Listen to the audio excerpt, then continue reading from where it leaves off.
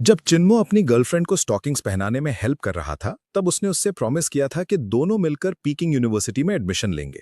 लेकिन जब college entrance exam का टाइम आया, उसके पास कोई ऑप्शन नहीं था। उसे जानबूझकर चाइनीज सब्जेक्ट में 0 स्कोर करना पड़ा। आखिर में उसके सिर्फ 600 मार्क्स आए और वो पीकिंग यूनिवर्सिटी मिस कर गया। उसकी गर्लफ्रेंड सीधा अब्रॉड पढ़ने चली गई, लेकिन उसे कभी पता नहीं चला कि चिन्मो खुद कॉलेज भी नहीं जा पाया। उसे मजबूरन पढ़ाई छोड़नी पड़ी और वो फूड डिलीवरी का काम करने लगा। उस रात चिन्मो अपना थका हुआ बॉडी लेकर डिलीवरी करने निकला। जब वो अपने लास्ट ऑर्डर के रास्ते में था, तब अचानक एक रेंज रोवर ने उससे टक्कर मार दी। उसके तुरंत बाद रेड हाई हील्स पहनी एक लड़की जल्दी से उसके पास आई और झुककर बोली, तुम ठीक हो? मैंने जानबूझकर नहीं किया।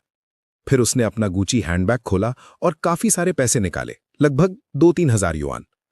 ये पहले ले लो और पास के हॉस्पिटल जाके चेकअप करा लो। देखो कहीं चोट तो नहीं लगी। मुझे अभी बहुत अर्जेंट काम है, उसने कहा। ये बोलकर उसने पैसे चिन्मो के हाथ में थमा दिए और जाने लगी।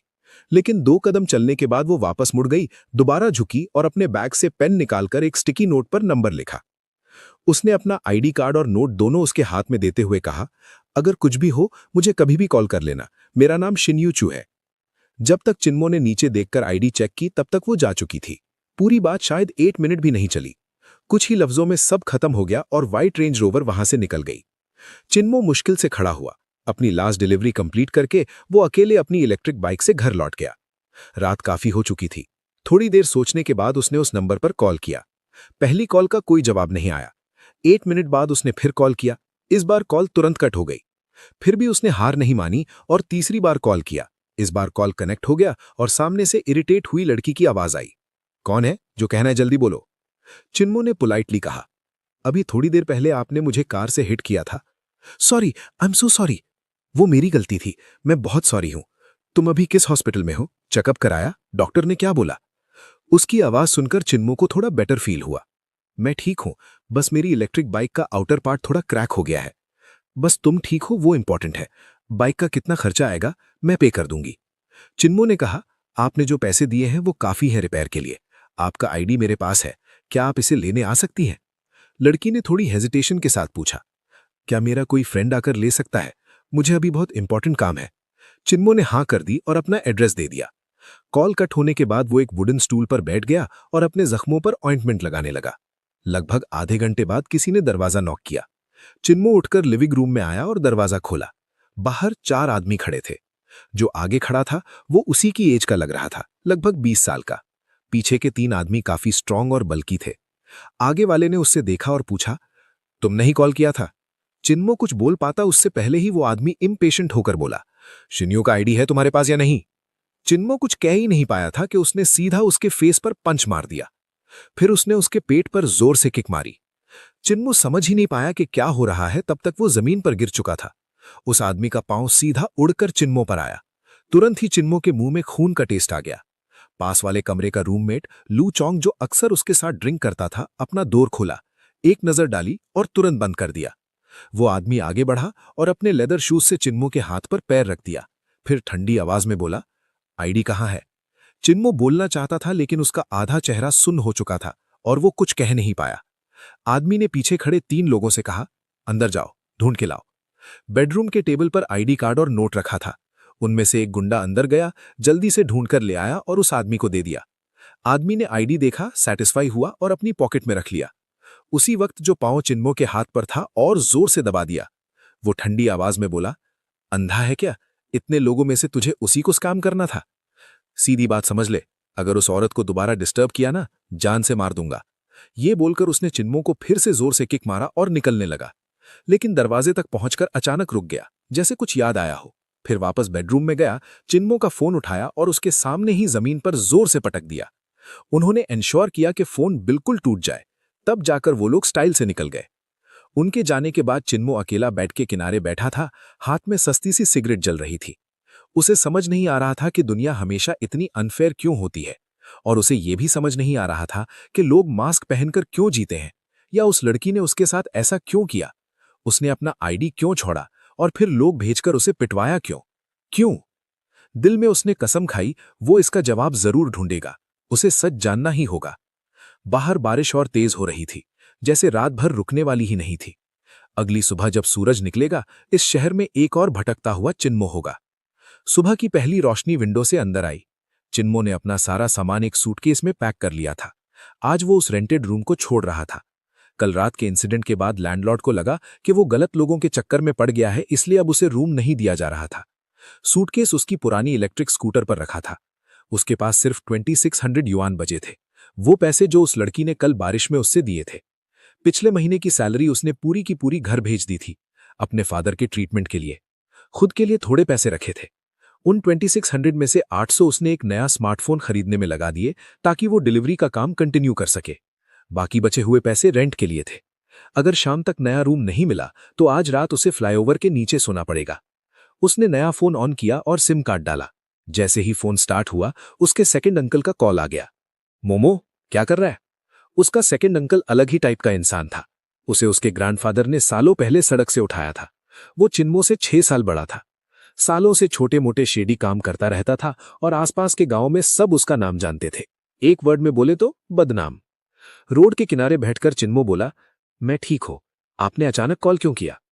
सेकंड अंकल बोला, मैं कीमिंग आया हूं अपने डैड के लिए दवा लेने। यहां एक पुराना चाइनीज डॉक्टर है जो किडनी डिजीज का इलाज बहुत अच्छा करता है। जैसे ही उसका कांटेक्ट मिला, मैं तुरंत आ गया।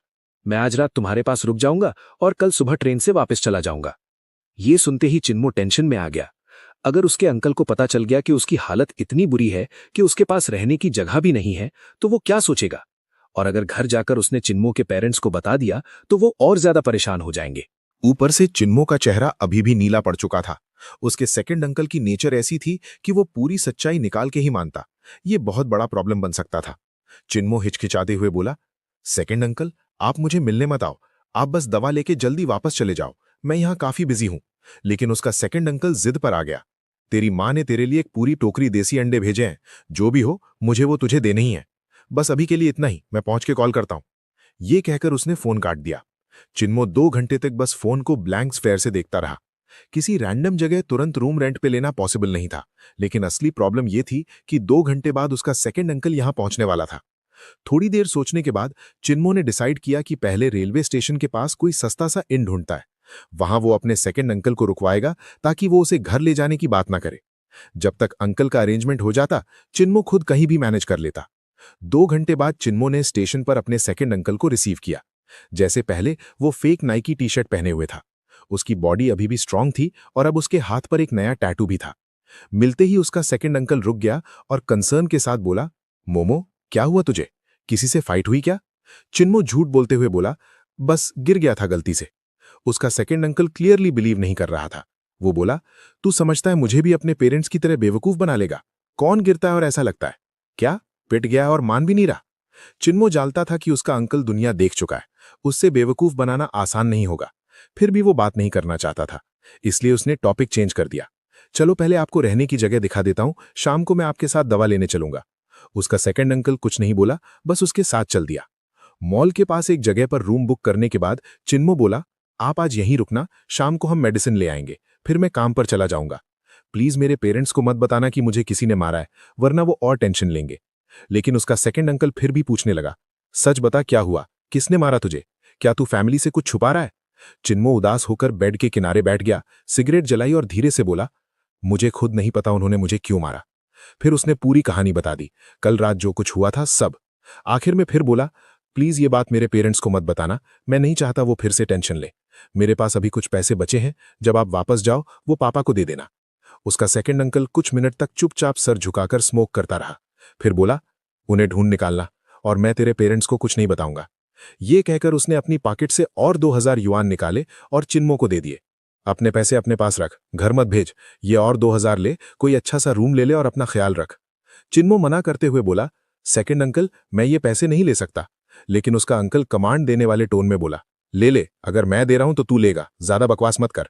आज शाम मैं तेरे डैड के लिए दवा लेने जाऊंगा और तू अपने रहने का अरेंजमेंट कर।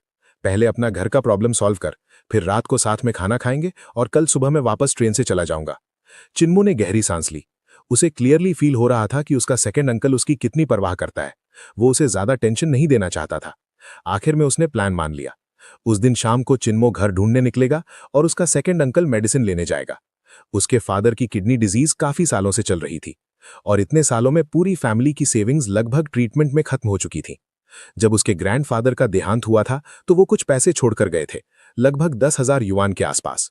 रूल के हिसाब से वो पैसे चिन्मो और उसके सेकंड अंकल के बीच इक्वली डिवाइड होने चाहिए थे, लेकिन उसके सेकंड अंकल ने एक पैसा भी लेने से मना कर दिया और पूरा पैसा चिन्मो के फादर के ट्रीटमेंट में लगा दिया। चाहे उसका सेकंड अंकल ज्यादा पढ़ा लिखा नहीं था और दिन भर इधर उधर घूमता रहता था, लेकिन उसका कैरेक्टर बिल्कुल साफ था। उस दोपहर चिन्मो को एक रियल्टर के थ्रू एक रूम मिला। वो एक 3 बेडरूम 1 लिविंग रूम वाला फ्लैट था जहां लोग शेयर करके रहते थे। सबसे छोटा बेडरूम 700 युआन पर मंथ में अवेलेबल था। लिविंग रूम, बाथरूम और किचन सब शेयर्ड थे। रियल्टर ने बताया कि मास्टर बेडरूम में एक कपल रहता है और सेकंड बेडरूम में एक सिंगल लड़की। घर देखने के बाद चिन्मो को ठीक लगा तो उसने तुरंत 3 महीने का रेंट दे दिया। जब तक सब काम खत्म हुआ तब तक शाम के 4 बज चुके थे। उसके सेकंड अंकल का मैसेज आया। वो मॉल के पास ट्रेन स्टेशन के नियर वेट कर रहा था ताकि दोनों डिनर कर सके। सुबह उसे जल्दी ट्रेन पकड़नी थी। जब चिन्मो निकलने वाला था तब उसकी मुलाकात उस लड़की से हो गई जो उसके साथ फ्लैट शेयर करती थी। वो अभी ऑफिस से आई थी और फॉर्मल क्लोथ्स पहनी हुई थी। उसका शॉर्ट ब्लेजर उसे काफी एलिगेंट बना रहा था। जब वो झुककर शूज चेंज कर रही थी तब चिन्मो की नजर गलती से उसके कॉलर के अंदर चली गई। उसने खुद को समझाया कि उसका इंटेंशन नहीं था, लेकिन सच ये था कि वो लड़की इतनी अट्रैक्टिव थी कि एक बार देखने के बाद नजर हटाना मुश्किल था। प्रॉब्लम ये हो गई कि जब वो सीधी हुई तब भी चिन्मो उसकी तरफ देख रहा था। उस लड़की ने गुस्से से उसे घूरा और नफरत भरी आवाज में बोला, परवर्ट। फिर उसने तुरंत अपना कॉलर पकड़ा और सीधा अपने रूम में चली गई। उस रात चिन्मो ने अपने सेकंड अंकल के साथ डिनर किया और कुछ बियर्स भी पी। वो इतना थक गया था कि अपने नए फ्लैट वापस जाने का मन नहीं हुआ, इसलिए उसने एक छोटे से इन में रूम ले लिया। अगली सुबह अपने सेकंड अंकल को स्टेशन छोड़ने के बाद चिन्मो फिर से डिलीवरी का काम करने लग गया। उसके लिए काम का मतलब ही पैसा था और फिलहाल डिलीवरी ही उसका इकलौता ऑप्शन था। वो रात के 11:30 तक बिजी रहा। उस दिन का लास्ट ऑर्डर देखकर वो थोड़ा सरप्राइज हो गया। ऑर्डर उसी फ्लैट से आया था जहां वो रहता था। कस्टमर का नाम था लेनी फे। जब वो खाना लेकर घर पहुंचा तो मास्टर बेडरूम वाले कपल घर पर नहीं थे। उनके रूम का लाइट बंद था। सेकंड बेडरूम में लाइट ऑन थी और अंदर से टाइपिंग की आवाज आ रही थी। चिन्मो ने अपनी जैकेट उतारकर रूम में फेंक दी और खाना लेकर उस लड़की के डोर पर गया। उसने हल्का सा नॉक किया। डोर खुला। लड़की अब होम क्लोथ्स में थी। जैसे ही उसने चिन्मो को देखा उसका एक्सप्रेशन तुरंत खराब हो गया। उसने इंस्टिंक्टिवली अपना कॉलर कवर किया और डिस्गस्ट भरी टोन में बोला, क्या है? चिन्मो कुछ बोल पाता उससे पहले ही उसने बैग उसके हाथ से झटके से छीन लिया और अगले ही सेकंड उसने पूरा खाना दरवाजे के पास डस्टबिन में फेंक दिया। बैग में सूप भी था। जब उसने झटका दिया तो थोड़ा सूप चिन्मो के जीन्स पर गिर गया। सूप इतना गर्म था कि उसे दर्द हुआ, लेकिन उस लड़की ने उसकी तरफ देखा तक नहीं। वो बस पीछे हटी और जोर से डोर बंद कर दिया। चिन्मो वहां खड़ा रह गया, बिल्कुल कंफ्यूज्ड और हेल्पलेस। सिर्फ सिर हिलाकर वो अपने रूम में वापस चला गया। थोड़ी देर बाद उसके फोन पर नोटिफिकेशन आया, ऑर्डर का फीडबैक। वो एक बैड रिव्यू था। रीजन लिखा था, तुमने मेरा खाना किसी और को क्यों दे दिया? तुम इतने इररिस्पॉन्सिबल कैसे हो सकते हो? चिन्मो स्क्रीन को घूरता रह गया। उसे सब कुछ बिल्कुल बेकार और अपसर्ड लगा। एक बैड रिव्यू का मतलब था उसकी सैलरी से सीधा 300 युआन का कट। वो सुबह से रात तक जान तोड़ मेहनत करे, तब भी एक दिन में 300 युआन मुश्किल से कमाता था। और यहाँ पूरा दिन कुत्ते की तरह काम करने के बाद एक ही बैड रिव्यू ने उसे वापस जीरो पर ला दिया। बेड के किनारे बैठकर सिगरेट पीते हुए चिन्मो बस अपनी बेकार जिंदगी पर सांस भरकर रह गया। टाइम बीतता गया। वेंसडे के दिन दोपहर के आसपास अचानक उसके सेकंड अंकल का कॉल आया। पहले तो उसे लगा घर की बात होगी।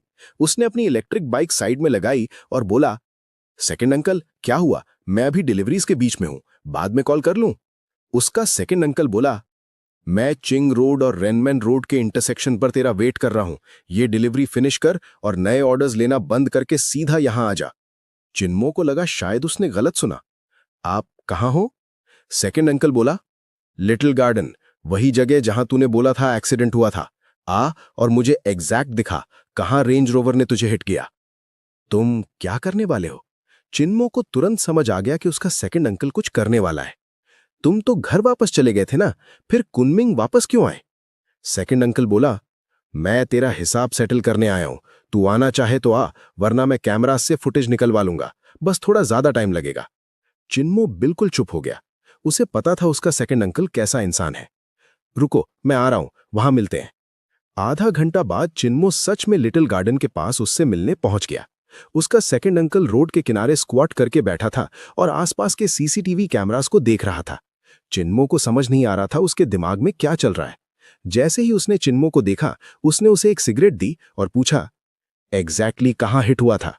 चिन्मो ने करेक्ट किया, मुझे हिट नहीं किया था, रेंज रोवर टर्न ले रही थी और मैं उससे टकरा गया था। उसका सेकंड अंकल गाली देते हुए बोला, कौन नहीं जानता कि टर्न लेने वाली गाड़ी को सीधा आने वाली ट्रैफिक को रास्ता देना होता है, बस डायरेक्शन बता। चिन्मो ने रोड के उस पार इशारा करके कहा, वहां। फिर बोला, सेकंड अंकल रहने दो ना, हम यहां के नहीं हैं, जितना दूर रहे उतना अच्छा है। उसका सेकंड अंकल आधी जली सिगरेट जमीन पर फेंक कर पैर से कुचल दिया। फिर बोला, समझ गया, जब उस रेंज रोवर का नंबर मिल जाएगा मैं उन लोगों को भी ढूंढ निकालूंगा जिन्होंने तुझे मारा।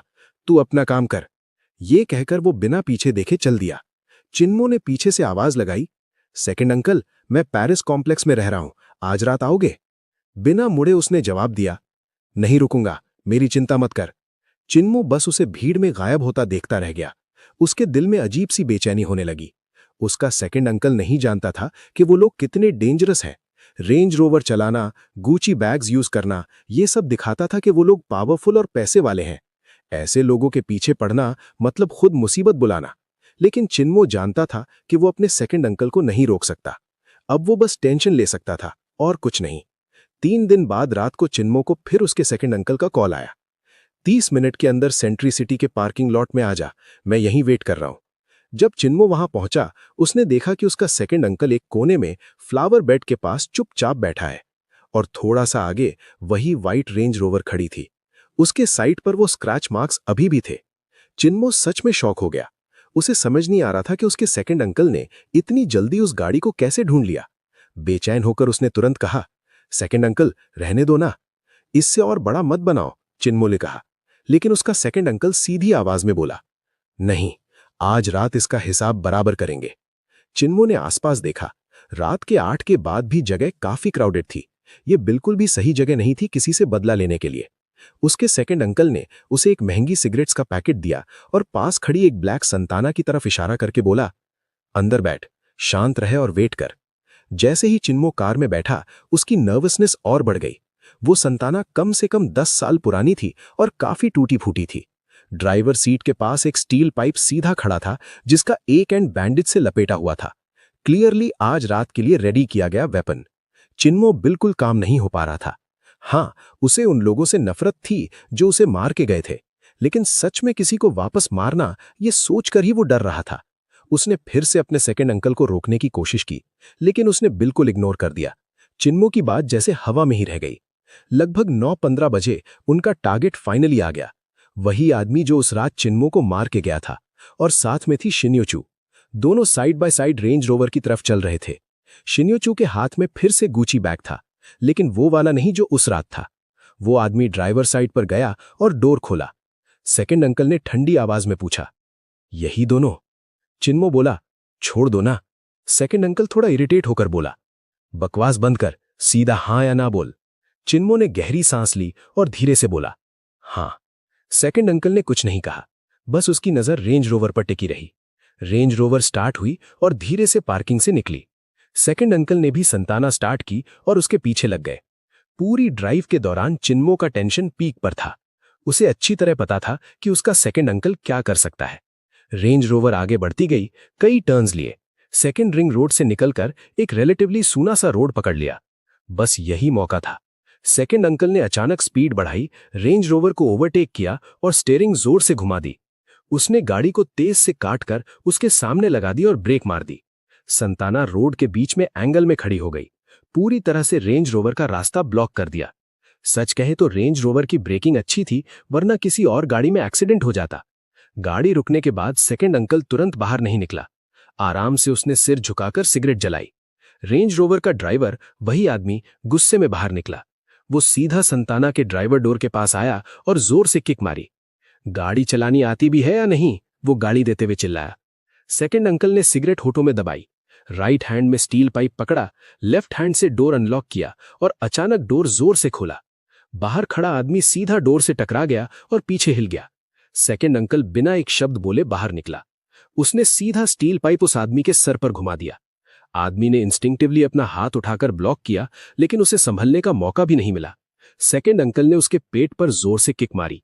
वो 2 कदम पीछे गया और फुटपाथ से टकराकर गिर गया। सेकंड अंकल का प्रेजेंस इतना हैवी था कि आदमी बिल्कुल डर गया। जमीन पर पड़े हुए उसका चेहरा सफेद पड़ गया।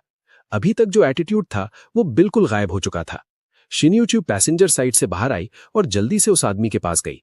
वो झुककर पूछने लगी, तुम ठीक हो? कहीं चोट तो नहीं लगी? फिर उसने सिर उठाया, सेकंड अंकल की तरफ देखा और गुस्से में बोली, तुम क्या कर रहे हो? लोगों को क्यों मार रहे हो? उसके सेकंड अंकल ने सिगरेट को अपने लेफ्ट हैंड की उंगलियों के बीच पकड़ा, पीछे मुड़े बिना ही बोला, मोमो इधर आ, बता इसे कैसे हैंडल करना है। चिन्मो कांपते हुए उसके पास आया और धीरे से बोला, सेकंड अंकल रहने दो, इससे ऑलरेडी मार लग चुकी है, चलो यहां से। शिन्यूचू ने पूछा, तुम लोग कौन हो? उसने चिन्मो को पहचाना ही नहीं। सोचा जाए तो यह नॉर्मल था। उस रात बारिश हो रही थी, रात भी काफी हो चुकी थी और चिन्मो डिलीवरी यूनिफॉर्म, हेलमेट और बाइक पर था। उसका याद न रहना नेचुरल था, लेकिन इस वक्त वो दोनों को घबराहट के साथ देखकर बोली, तुम लोग चाहते क्या हो? सेकंड अंकल ने उसकी तरफ ध्यान ही नहीं दिया। उसने सिगरेट का एक और ड्रैग लिया, फिर उसे जमीन पर फेंका, स्टील पाइप पकड़ा और धीरे से झुक गया। पाइप का नीचे वाला हिस्सा उस आदमी यानी शिन्यू के साथी की थाई पर दबा दिया। चिन्मो समझ गया कि वो जानबूझकर जोर लगा रहा है। आदमी का चेहरा दर्द से टेढ़ा हो गया, लेकिन वो चीखा नहीं, काफी टफ था। उसका चेहरा देखकर सेकंड अंकल थोड़ा सैटिस्फाई लग रहा था। वो बोला, तुमने मोमो को मारा और उसका फोन तोड़ा, अब सीधा डील करता हूं। 5000 युआन अभी ट्रांसफर करो। पैसा दिया, बात खत्म। फिर ठंडी हंसी के साथ बोला, अगर नहीं दिया तो आज रात यहां से ठीक ठाक नहीं जा पाओगे। शिन्यूचू क्लियरली डर गई थी। उसने तुरंत अपना बैग खोला और ऑलमोस्ट रिक्वेस्ट करते हुए बोली, प्लीज उसे मत मारो, मैं पैसे देती हूं। उसने बैग से कैश निकाला और बिना गिने सीधा उसके सेकंड अंकल को दे दिया। मुझे नहीं पता कितना है, सब ले लो। सेकंड अंकल ने एक नजर डाली और बोला, ठीक है, फिलहाल के लिए इनफ है, चलो मान लेते हैं, बात खत्म। पैसे होने का मतलब ये नहीं कि तुम किसी को बुली करो, याद रखना। अगर फिर भी प्रॉब्लम है मुझे ढूंढ लेना, मेरा नंबर याद रख, 1356778899। कोई दिक्कत हो तो कॉल करना। ये कहकर उसने स्टील पाइप साइड में रखा और चिन्मो से बोला, मोमो चलो, अगर दोबारा तुझे तंग किया तो मैं इसे छोड़ूंगा नहीं। चिन्मो अभी भी थोड़ा शॉक में था। यही उसके सेकंड अंकल का तरीका था काम करने का। जब वो जाने लगा, उसने छुपकर 2 बार शिन्यूचू की तरफ देखा। वो सच में बहुत खूबसूरत थी, इतनी कि कुछ पल के लिए वो शब्द ही नहीं ढूंढ पाया। और जब चिन्मो उसे देख रहा था, वो भी उसे देख रही थी। जैसे ही दोनों की नजर मिली, चिन्मो को शर्म आ गई और उसने तुरंत नजर हटा ली। फिर वो कार में बैठ गया। सेकंड अंकल ने उसकी टेंशन नोटिस की, थोड़ी इरिटेटेड टोन में बोला, क्या हुआ, अब डर लग रहा है? हिम्मत हार गया? इंसान ही तो है सब, 2 कंधे एक सर, डर किस बात का? अगर आदमी है तो सामने खड़ा हो और वापस लड़। सच ये था कि चिन्मो थक चुका था। कुनमिंग में इतने सालों से स्ट्रगल करते हुए वो हमेशा एक आउटसाइडर की तरह जीता रहा था। ना उससे झगड़े चाहिए थे, ना लड़ाई। उसे बस अपना काम करना था, पैसे कमाने थे, घर भेजने थे और एक दिन इतना सेव करना था कि वो अपने फादर का किडनी ट्रांसप्लांट करा सके। चिन्मो चुप रहा तो उसका सेकंड अंकल थोड़ा सॉफ्ट हुआ। चल इतना उदास मत हो, बड़ी बात नहीं है। अगर वो फिर से आया तो मैं फिर हैंडल करूंगा, जब तक वो सीख नहीं लेता। नेक्स्ट इंटरसेक्शन पर उतर जाना, ये पैसे रख और संभाल के यूज कर। मैं कुछ दिन कुनमिंग में ही हूं, कुछ भी हो मुझे कॉल करना। ये कहकर उसने बिना पूछे ही सारे पैसे चिन्मो के हाथ में थमा दिए। चिन्मो जानता था उसके फादर के ट्रीटमेंट में इतना पैसा लग रहा था कि चिन्मो ने फॉर्मली मना करने का ड्रामा भी नहीं किया। टोटल मिलाकर थोड़ा सा 6000 युआन से ज्यादा था। उसने सब पैसे रख लिए और पूछा, आप घर नहीं जा रहे, फिर कुनमिंग में क्या कर रहे हैं? सेकंड अंकल ने बस इतना कहा, तू उसकी टेंशन मत ले, बस इतना समझ ले, मैं फूड डिलीवरी नहीं कर रहा। एक बात याद रख, अगर वो आदमी दोबारा तुझे तंग करे तो सीधा वापस मारना, डरना मत। चिन्मो और उसका सेकंड अंकल हमेशा अलग तरीके से जीते आए थे। इंटरसेक्शन पर उतरने के बाद चिन्मो अकेले रात के शहर में घूमता रहा। उसकी पॉकेट में हजारों युआन थे, लेकिन उसे लग रहा था कि ये पैसे बहुत आसानी से मिल गए हैं, इतनी आसानी से कि उसे अनईजी फील हो रहा था। एक पल के लिए उसने सोचा, क्या शिन्यूचू को कांटेक्ट करके पैसे वापस कर दे और समझा दे कि सब एक मिसअंडरस्टैंडिंग था। उसे पता था कि वो ऐसा क्यों सोच रहा है, क्योंकि वो एक सिंपल गरीब आदमी है जो ऐसे पंगे अफोर्ड नहीं कर सकता। और एक और वजह भी थी, उसके दिल के एक कोने में यह भी था कि शायद ये एक चांस हो शिन्यूचू को जानने का, या कम से कम उसके नजरों में गलत इमेज ना बने। लेकिन अगले ही पल उसने खुद पर ही हंस दिया। मैं और वो, इतनी खूबसूरत लड़की, एक तरह से गॉडेस जैसी, वो मुझे क्यों नोटिस करेगी? ये सोचकर उसने खुद पर ही कड़वी सी हंसी हंसी। पेरिस स्प्रिंग कॉम्प्लेक्स के गेट पर चिन्मो ने रोड साइड स्टॉल से 2 ग्रिल्ड चिकन विंग्स खरीदे। वो फुटपाथ पर बैठकर खाने लगा। एक स्ट्रे डॉग धीरे धीरे पास आया उसके फेंके हुए बोन्स के लिए। जैसे ही चिन्मो ने उसकी तरफ देखा, वो डर के पीछे हट गया। चिन्मो ने अपने हाथ के विंग्स के टिप्स तोड़कर उसकी तरफ फेंके। डॉग ने पहले स्मेल किया, फिर जल्दी से खा लिया। थोड़ा थोड़ा करके वो और पास आने लगा। आखिर में उसने डरना बंद कर दिया और उसके पास ही बैठकर बोन्स खाने लगा। उस पल चिन्मो को एक अजीब सी फीलिंग आई। इस अनजान शहर में वो और वो स्ट्रे डॉग एक जैसे ही थे। दोनों भटक रहे थे। दोनों सिर्फ एक वक्त की रोटी के लिए संभल संभल कर जी रहे थे। घर आकर चिन्मो ने देखा बाथरूम बिजी है, तो वो बालकनी में जाकर सिगरेट पीने लगा। जब वापस आया तब उसकी मुलाकात लिनी फे से हो गई, जो बाथरूम से टॉवल में बाहर आ रही थी। जैसे ही उनकी नजर मिली, उसने फिर से उसे गुस्से से घूरा। चिन्मो को समझ नहीं आ रहा था वो हर बार ऐसे क्यों रिएक्ट कर रही है। सिर्फ एक बार गलती से उसने देख लिया था, वो भी जानबूझकर नहीं। क्या इतनी बड़ी बात थी कि वो इतना इशू बना रही है? अगली सुबह चिन्मो ने थोड़ा रिलैक्स किया और लेट उठ गया। फिर उसने डिलीवरी ऐप खोला और ऑर्डर्स लेने लगा। पहला ही ऑर्डर काफी बड़ा था, 40 box meals, destination kitty international hotel. पहले तो उसे लगा शायद कोई MLM या ट्रेनिंग सेशन चल रहा होगा, लेकिन होटल के गेट पर सिक्योरिटी ने उसे रोका और बोला कि डिलीवरी अंदर अलाउड नहीं है, कस्टमर को नीचे आकर लेना पड़ेगा। मजबूरन चिन्मो ने कस्टमर को कॉल किया। एक लड़की ने फोन उठाया। उसने कहा फोन गार्ड को दे दो। चिन्मो को नहीं पता उसने क्या कहा, लेकिन थोड़ी देर बाद गार्ड ने फोन वापस दिया और बोला स्टाफ एलिवेटर से जाओ और 29th फ्लोर के कॉन्फ्रेंस रूम में डायरेक्टली डिलीवर करो। पहली ट्रिप में चिन्मो सिर्फ 20 बॉक्सेस ऊपर ले गया और बाकी अपनी बाइक पर छोड़ दिए। उसने गार्ड से बोला कि थोड़ा ध्यान रख ले। कॉन्फ्रेंस रूम में सिर्फ एक लड़की थी जिसने ऑर्डर प्लेस किया था। उसने कहा बस यहां टेबल पर रख दो। चिन्मो ने खाना रख दिया और नीचे बाकी लेने चला गया। लेकिन जब वो दूसरी बार खाना लेकर वापस कॉन्फ्रेंस रूम में आया, बिल्कुल स्टन हो गया। शाइनी यूचू वहां बीच में खड़ी थी। जैसे ही उनकी नजर मिली, चिन्मो को अपनी आंखों पर यकीन नहीं हुआ। वो वहीं थी और सीधा उसकी तरफ देख रही थी। उसी वक्त एक आदमी ने एक मील बॉक्स खोला और उसे रिस्पेक्ट के साथ दिया। प्रेसिडेंट शैन, आपने मीटिंग में बहुत मेहनत की, पहले आप खा लीजिए। शाइनी यूचू ने मील लिया और पोलाइटली थैंक यू बोला। चिन्मो के सर में झटका सा लग गया। कल ही तो उसने और उसके सेकंड अंकल ने उसके बॉयफ्रेंड को मारा था और आज वो उसके एरिया में खाना डिलीवर कर रहा है। क्या ये सीधा जाल में फंसना नहीं था? उसने जल्दी से बाकी बॉक्सेस रख दिए और ऑर्डर वाली लड़की से बोला, आपका ऑर्डर कंप्लीट हो गया है, प्लीज एंजॉय। ये बोलते ही वो तुरंत मुड़ गया और ऑलमोस्ट भागते हुए लिफ्ट में घुस गया। उसका बस एक ही गोल था, जितनी जल्दी हो सके होटल से निकलना। लिफ्ट सीधा 29th फ्लोर से ग्राउंड फ्लोर तक बिना रुके नीचे आई। चिन्मो नंबर्स देखता हुआ वेट करता रहा। जैसे ही लिफ्ट ग्राउंड फ्लोर पर रुकी और डोर्स खुले, वो जम गया। बाहर कम से कम 4 सिक्योरिटी गार्ड्स खड़े थे। चिन्मो ने खुद को काम दिखाने की कोशिश की, सर झुकाकर निकलने लगा, लेकिन 2 गार्ड्स ने तुरंत उसका रास्ता रोक लिया। एक बोला, हमारे साथ चलो। चिन्मो ने कहा, किस लिए? आप गलत इंसान पकड़ रहे हो। गार्ड गुस्से में बोला, ज्यादा बकवास मत कर। लीडर जैसा लगने वाला गार्ड बोला, इसे ले जाओ। चिन्मो जोर से चिल्लाया, किस बेसिस पर? तुम सिर्फ सिक्योरिटी गार्ड्स हो, तुम्हें मेरी फ्रीडम रिस्ट्रिक्ट करने का कोई राइट नहीं है। उसके चिल्लाने पर लॉबी के लोग देखने लगे, लेकिन मैनेजर ने तुरंत सिचुएशन हैंडल की। स्माइल के साथ बोला, हमें खेद है डिस्टर्बेंस के लिए। एक गेस्ट का वैल्यूएबल आइटम मिसिंग है और शक है कि डिलीवरी बॉय ने चोरी की है। हमने सस्पेक्ट को डिटेन कर लिया है और पुलिस को देने वाले हैं। डिलीवरी वालों में आजकल ऐसे लोग भी होते हैं। लोग तुरंत बातें करने लगे। डिलीवरी वालों का स्टैंडर्ड गिर गया है।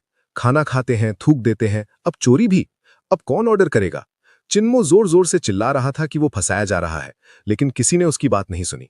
लोग बस उसे घूरते रहे और कुछ लोग वीडियो बनाने लगे, लेकिन गार्ड्स ने उसे पुलिस स्टेशन नहीं लेके गए। उसे एक रूम में ले जाकर जबरदस्ती बिठा दिया। उसका फोन ले लिया और उसे चेयर पर दबाकर बिठा दिया। जब चिन्मो को कंट्रोल कर लिया गया, मोटा गार्ड बोला, तुम दोनों जाओ और काम निपटाओ, मैं और श्याओ झांग यहां इस पर नजर रखेंगे। बाकी 2 गार्ड्स खुश नहीं थे। उन्होंने कहा, तुम क्यों नहीं जाते, हम यहां रुक जाते हैं। मोटा गार्ड तुरंत गाली देते हुए बोला, मैंने बोला ना जाओ तो जाओ, ज्यादा बकवास मत करो। मजबूरी में वो दोनों निकल गए। मोटे गार्ड ने अपनी कैप उतारकर साइड में फेंकी और बेड पर लेट गया। दूसरे गार्ड से बोला, एक सिगरेट दे। यार, ऐसे लेटने में ही मजा है। चिन्मो गुस्से में बोला, मुझे छोड़ो, ये इल्लीगल डिटेंशन है, तुम लोग कानून तोड़ रहे हो। मोटा गार्ड ठंडी आवाज में बोला, चुप रह, मुझे फर्क नहीं पड़ता इल्लीगल क्या होता है। मैं वही करता हूं जो बॉस बोलता है। अगर ज्यादा चिल्लाया और मेरी नींद खराब की, उसने अपने पांव की तरफ इशारा किया। ये जो मोजे हैं ना, 1 हफ्ते से नहीं धोए, सीधा तेरे मुंह में ठूस दूंगा। ये धमकी सुनकर, वो धमकी काफी थी, चिन्मो इतना डर गया कि उसने एक भी शब्द बोलने की हिम्मत नहीं की। उसे सच में लग रहा था कि वो गार्ड वैसे ही करेगा जैसे कह रहा है। 2 गार्ड बेड पर लेटकर सिगरेट पीते रहे। चिन्मो चुपचाप बैठा रहा, उसका दिल जोर जोर से धड़क रहा था। उसे बिल्कुल नहीं पता आगे क्या होने वाला है या कौन आने वाला है। कुछ देर बाद दोनों गार्ड्स वहीं सोते हुए सो गए। चिन्मो ने भागने की कोशिश की, लेकिन उसके हाथ और पैर चेयर से बंधे हुए थे। जितनी भी कोशिश की सब बेकार गई। शायद 3-4 घंटे बीत गए, फिर अचानक दरवाजा खुला। आवाज सुनते ही दोनों गार्ड्स उठकर सीधे खड़े हो गए। रूम में शाइनी यूचू एंटर हुई, उसके पीछे 5 लोग और थे। उनमें से एक वो लड़की थी जिसने ऑर्डर प्लेस किया था, एक लॉबी मैनेजर और 2 सिक्योरिटी गार्ड्स। जैसे ही गार्ड्स ने शाइनी यूचू को देखा, तुरंत रिस्पेक्ट से बोले, प्रेसिडेंट शैन। शाइनी यूचू ने भाव चढ़ाकर पूछा, इसे बांध क्यों रखा है? लॉबी मैनेजर ने तुरंत मोटे गार्ड को घूरा और डांटा, किसने बोला था इसे बांधने को? अभी के अभी खोलो। जब चिन्मो को खोला गया, शाइनी यूचू ने सबको ऑर्डर दिया, सब लोग बाहर जाओ, मेरी परमिशन के बिना कोई अंदर नहीं आएगा। लॉबी मैनेजर चमचागिरी करने लगा, प्रेसिडेंट शैन, मैं। लेकिन उसकी टोन इतनी स्ट्रिक्ट थी कि किसी ने और कुछ बोलने की हिम्मत नहीं की। सब लोग एक एक करके ऑकवर्डली रूम से बाहर निकल गए। शाइनी यूचू ने चिन्मो की तरफ देखा और पूछा, तुम्हारा यू के साथ क्या प्रॉब्लम है? कल तुमने इतनी बुरी तरह क्यों मारा? तब चिन्मो को पता चला उस आदमी का नाम यू है। चिन्मो ने सीधा जवाब दिया, ड्रामा करने की जरूरत है? तुम्हें नहीं पता क्यों मारा गया? शाइनी यूचू ने थोड़ी सुपीरियॉरिटी वाली टोन में कहा, तुम लोगों को लगता है रोज लड़ना ही सल्यूशन है, बैठ के बात नहीं कर सकते? आज तुम उसे मारते हो, कल वो तुम्हें मारेगा, इससे क्या सॉल्व होता है? मुझे पता है यू का टेम्पर थोड़ा एरोगेंट है, लेकिन इतनी छोटी बात पर तुम लोग ऐसे लड़ते हो, समझ नहीं आता। तब चिन्मो को समझ आया, शाइनी यूचू उसे एक स्ट्रीट थग समझ रही है। उसने सीधा पूछा, तुम मेरी बात सुनोगी? लेकिन शाइनी यूचू ने सीधा मना कर दिया, मैंने तुम्हें यहां सिर्फ एक बात कहने के लिए रोका है, रात में मेरे रास्ते में आना बंद करो। अगर पैसे चाहिए सीधा मांग लो, उसे तंग मत करो। ये सुनकर चिन्मो का गुस्सा फट गया, तुमने मुझे 3-4 घंटे यहां बांध के रखा, मेरा पूरा काम खराब कर दिया सिर्फ ये बकवास बोलने के लिए। शाइनी यूचू ने जवाब दिया, तो और क्या बोलूं? चिन्मो का गुस्सा और बढ़ गया। अच्छा, तुमने अपनी बात कह दी, अब मेरी सुनो। जो पहला बॉक्स मील मैं आज डिलीवर करके गया था, वो तुमने खाया ना? मैं तुम्हें बता देता हूं, मैं उसमें से पहले ही कई बाइट्स ले चुका हूं। जो तुमने खाया वो मेरा लेफ्ट ओवर था, मैं उसमें थूक भी चुका था। शाइनी यूचू की आंखें शौक से खुल गई। अगला ही सेकंड उसने अपना मुंह बंद किया और सीधा वॉशरूम की तरफ भागी। चिन्मो को अंदर से एक अजीब सा सैटिस्फैक्शन मिला। उसने अपना फोन उठाया और फुल एटीट्यूड के साथ रूम से बाहर निकल गया। बाहर लॉबी मैनेजर और गार्ड्स खड़े थे, सब उसे अजीब नजर से देख रहे थे, लेकिन चिन्मो को कोई फर्क नहीं पड़ा। वो ऐसे वॉक कर रहा था जैसे पूरा होटल उसका हो। जितना वो इस बारे में सोचता, उतना ही उसे अच्छा लग रहा था, और वो सीधा होटल से बाहर निकल गया। उस वक्त डिनर रश स्टार्ट हो रहा था। वो प्लान कर रहा था कि वापस डिलीवरी ऑर्डर्स लेने लगे, लेकिन पता चला कि उसका अकाउंट पहले ही सस्पेंड हो चुका था। उसने कस्टमर सर्विस से कांटेक्ट किया पूछने के लिए कि क्या चल रहा है, और उन्होंने बताया कि शायद वो किसी थेफ्ट केस से जुड़ा हुआ है, इसीलिए उसका कुरियर स्टेटस टेम्परेरीली रिवोक कर दिया गया है। सीधी भाषा में बोले तो उसे नौकरी से निकाल दिया गया था। चुनमो को समझ ही नहीं आ रहा था कि उसने आखिर किसको ऑफेंड कर दिया। क्या फूड डिलीवर करना ऑलरेडी इनफ मुश्किल नहीं था?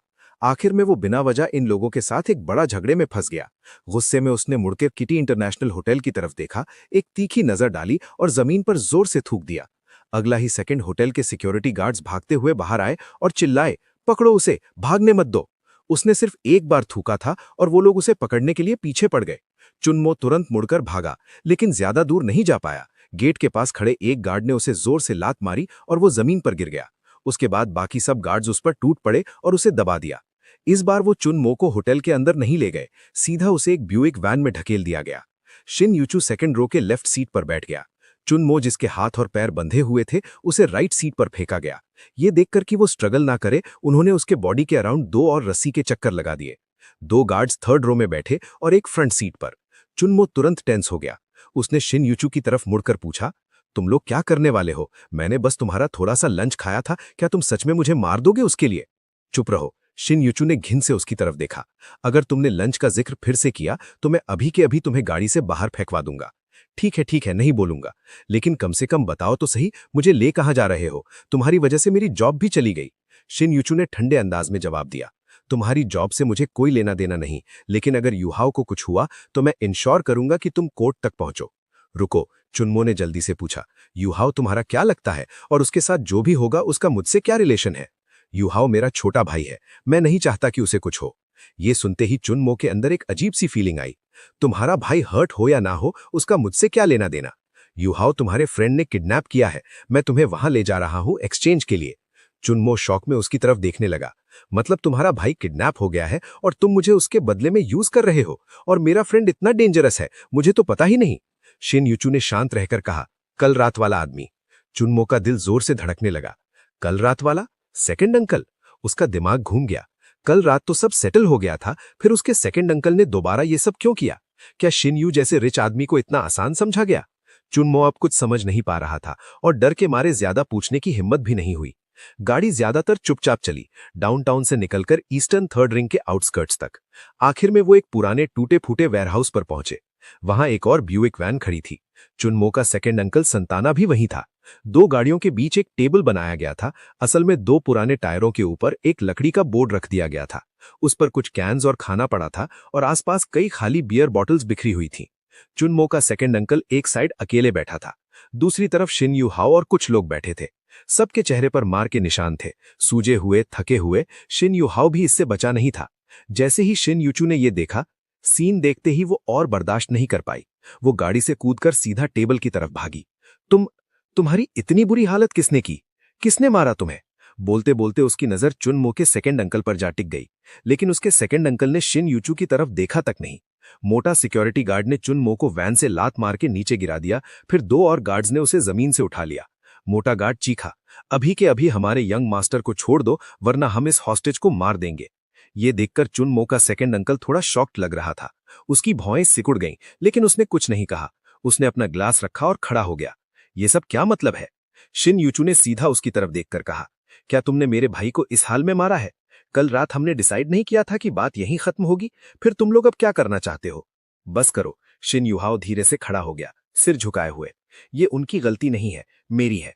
हम 5 मिलकर भी इसे नहीं हरा पाए। मुझे जो मिला डिजर्व करता हूं। अगर चुनमो ने अपने कानों से नहीं सुना होता तो वो कभी यकीन नहीं करता। शिन यूहाओ के साथ 4 आदमी साइज में बड़े थे, फिर भी सब चुनमो के सेकंड अंकल से बुरी तरह पिटे थे। इतना कि उन्होंने पूरी तरह से मान लिया था। शिन यूचू ने आंखों में दर्द के साथ हाथ उठाया और जेंटली शिन यूहाओ के सूजी हुए चेहरे को छुआ। दर्द हो रहा है? शिन यूहाओ पहले हाँ में सिर हिलाता है, फिर ना में। मैं ठीक हूं। मार खाना मेरे लिए नया नहीं है, लेकिन किसी ने मुझे ऐसे कभी कंप्लीटली हराया नहीं है। रुको रुको रुको, चुनमो के सेकंड अंकल ने उसे बीच में ही रोक दिया। तुम्हारी बहन भी कमाल की है, उसने मेरे नेफ्यू को उठवा लिया। आज का हिसाब बराबर समझते हैं। तुम मेरा नेफ्यू छोड़ दो, मैं तुम्हें जाने देता हूं, और आज की फाइट फीस भी माफ, लेकिन दोबारा ऐसा नहीं होना चाहिए।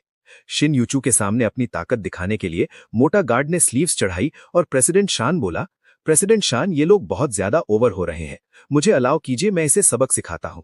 शिन यूचू ने उसे गुस्से भरी नजर से देखा, फिर शिन यूहाओ की तरफ मुड़कर बोली, तुम लोगों के बीच आखिर प्रॉब्लम क्या है? क्या आज इसे खत्म नहीं कर सकते? तुम कब सुधरोगे? तुम अब बच्चे नहीं हो। डैड के मरने से पहले उन्होंने मुझे बोला था तुम्हारा ख्याल रखने के लिए। क्या तुम मुझे एक टेंशन कम नहीं दे सकते? मुझे तुम्हें भी संभालना है और कंपनी भी चलानी है। क्या तुम्हें लगता है ये आसान है? ये बोलते बोलते उसकी आंखों से आंसू निकल आए। जैसे ही शिन यूहाओ ने उसे रोते देखा, वो घबरा गया। दीदी, मेरी गलती है, प्लीज मत रो, उसने रिक्वेस्ट की। कल रात पिटने के बाद मैं छोड़ नहीं पाया, इसीलिए आज कुछ लोगों को बुलाया था उसे सबक सिखाने के लिए, पर सोचा नहीं था कि हम हार जाएंगे। हम 5 मिलकर भी उसे नहीं हरा पाए।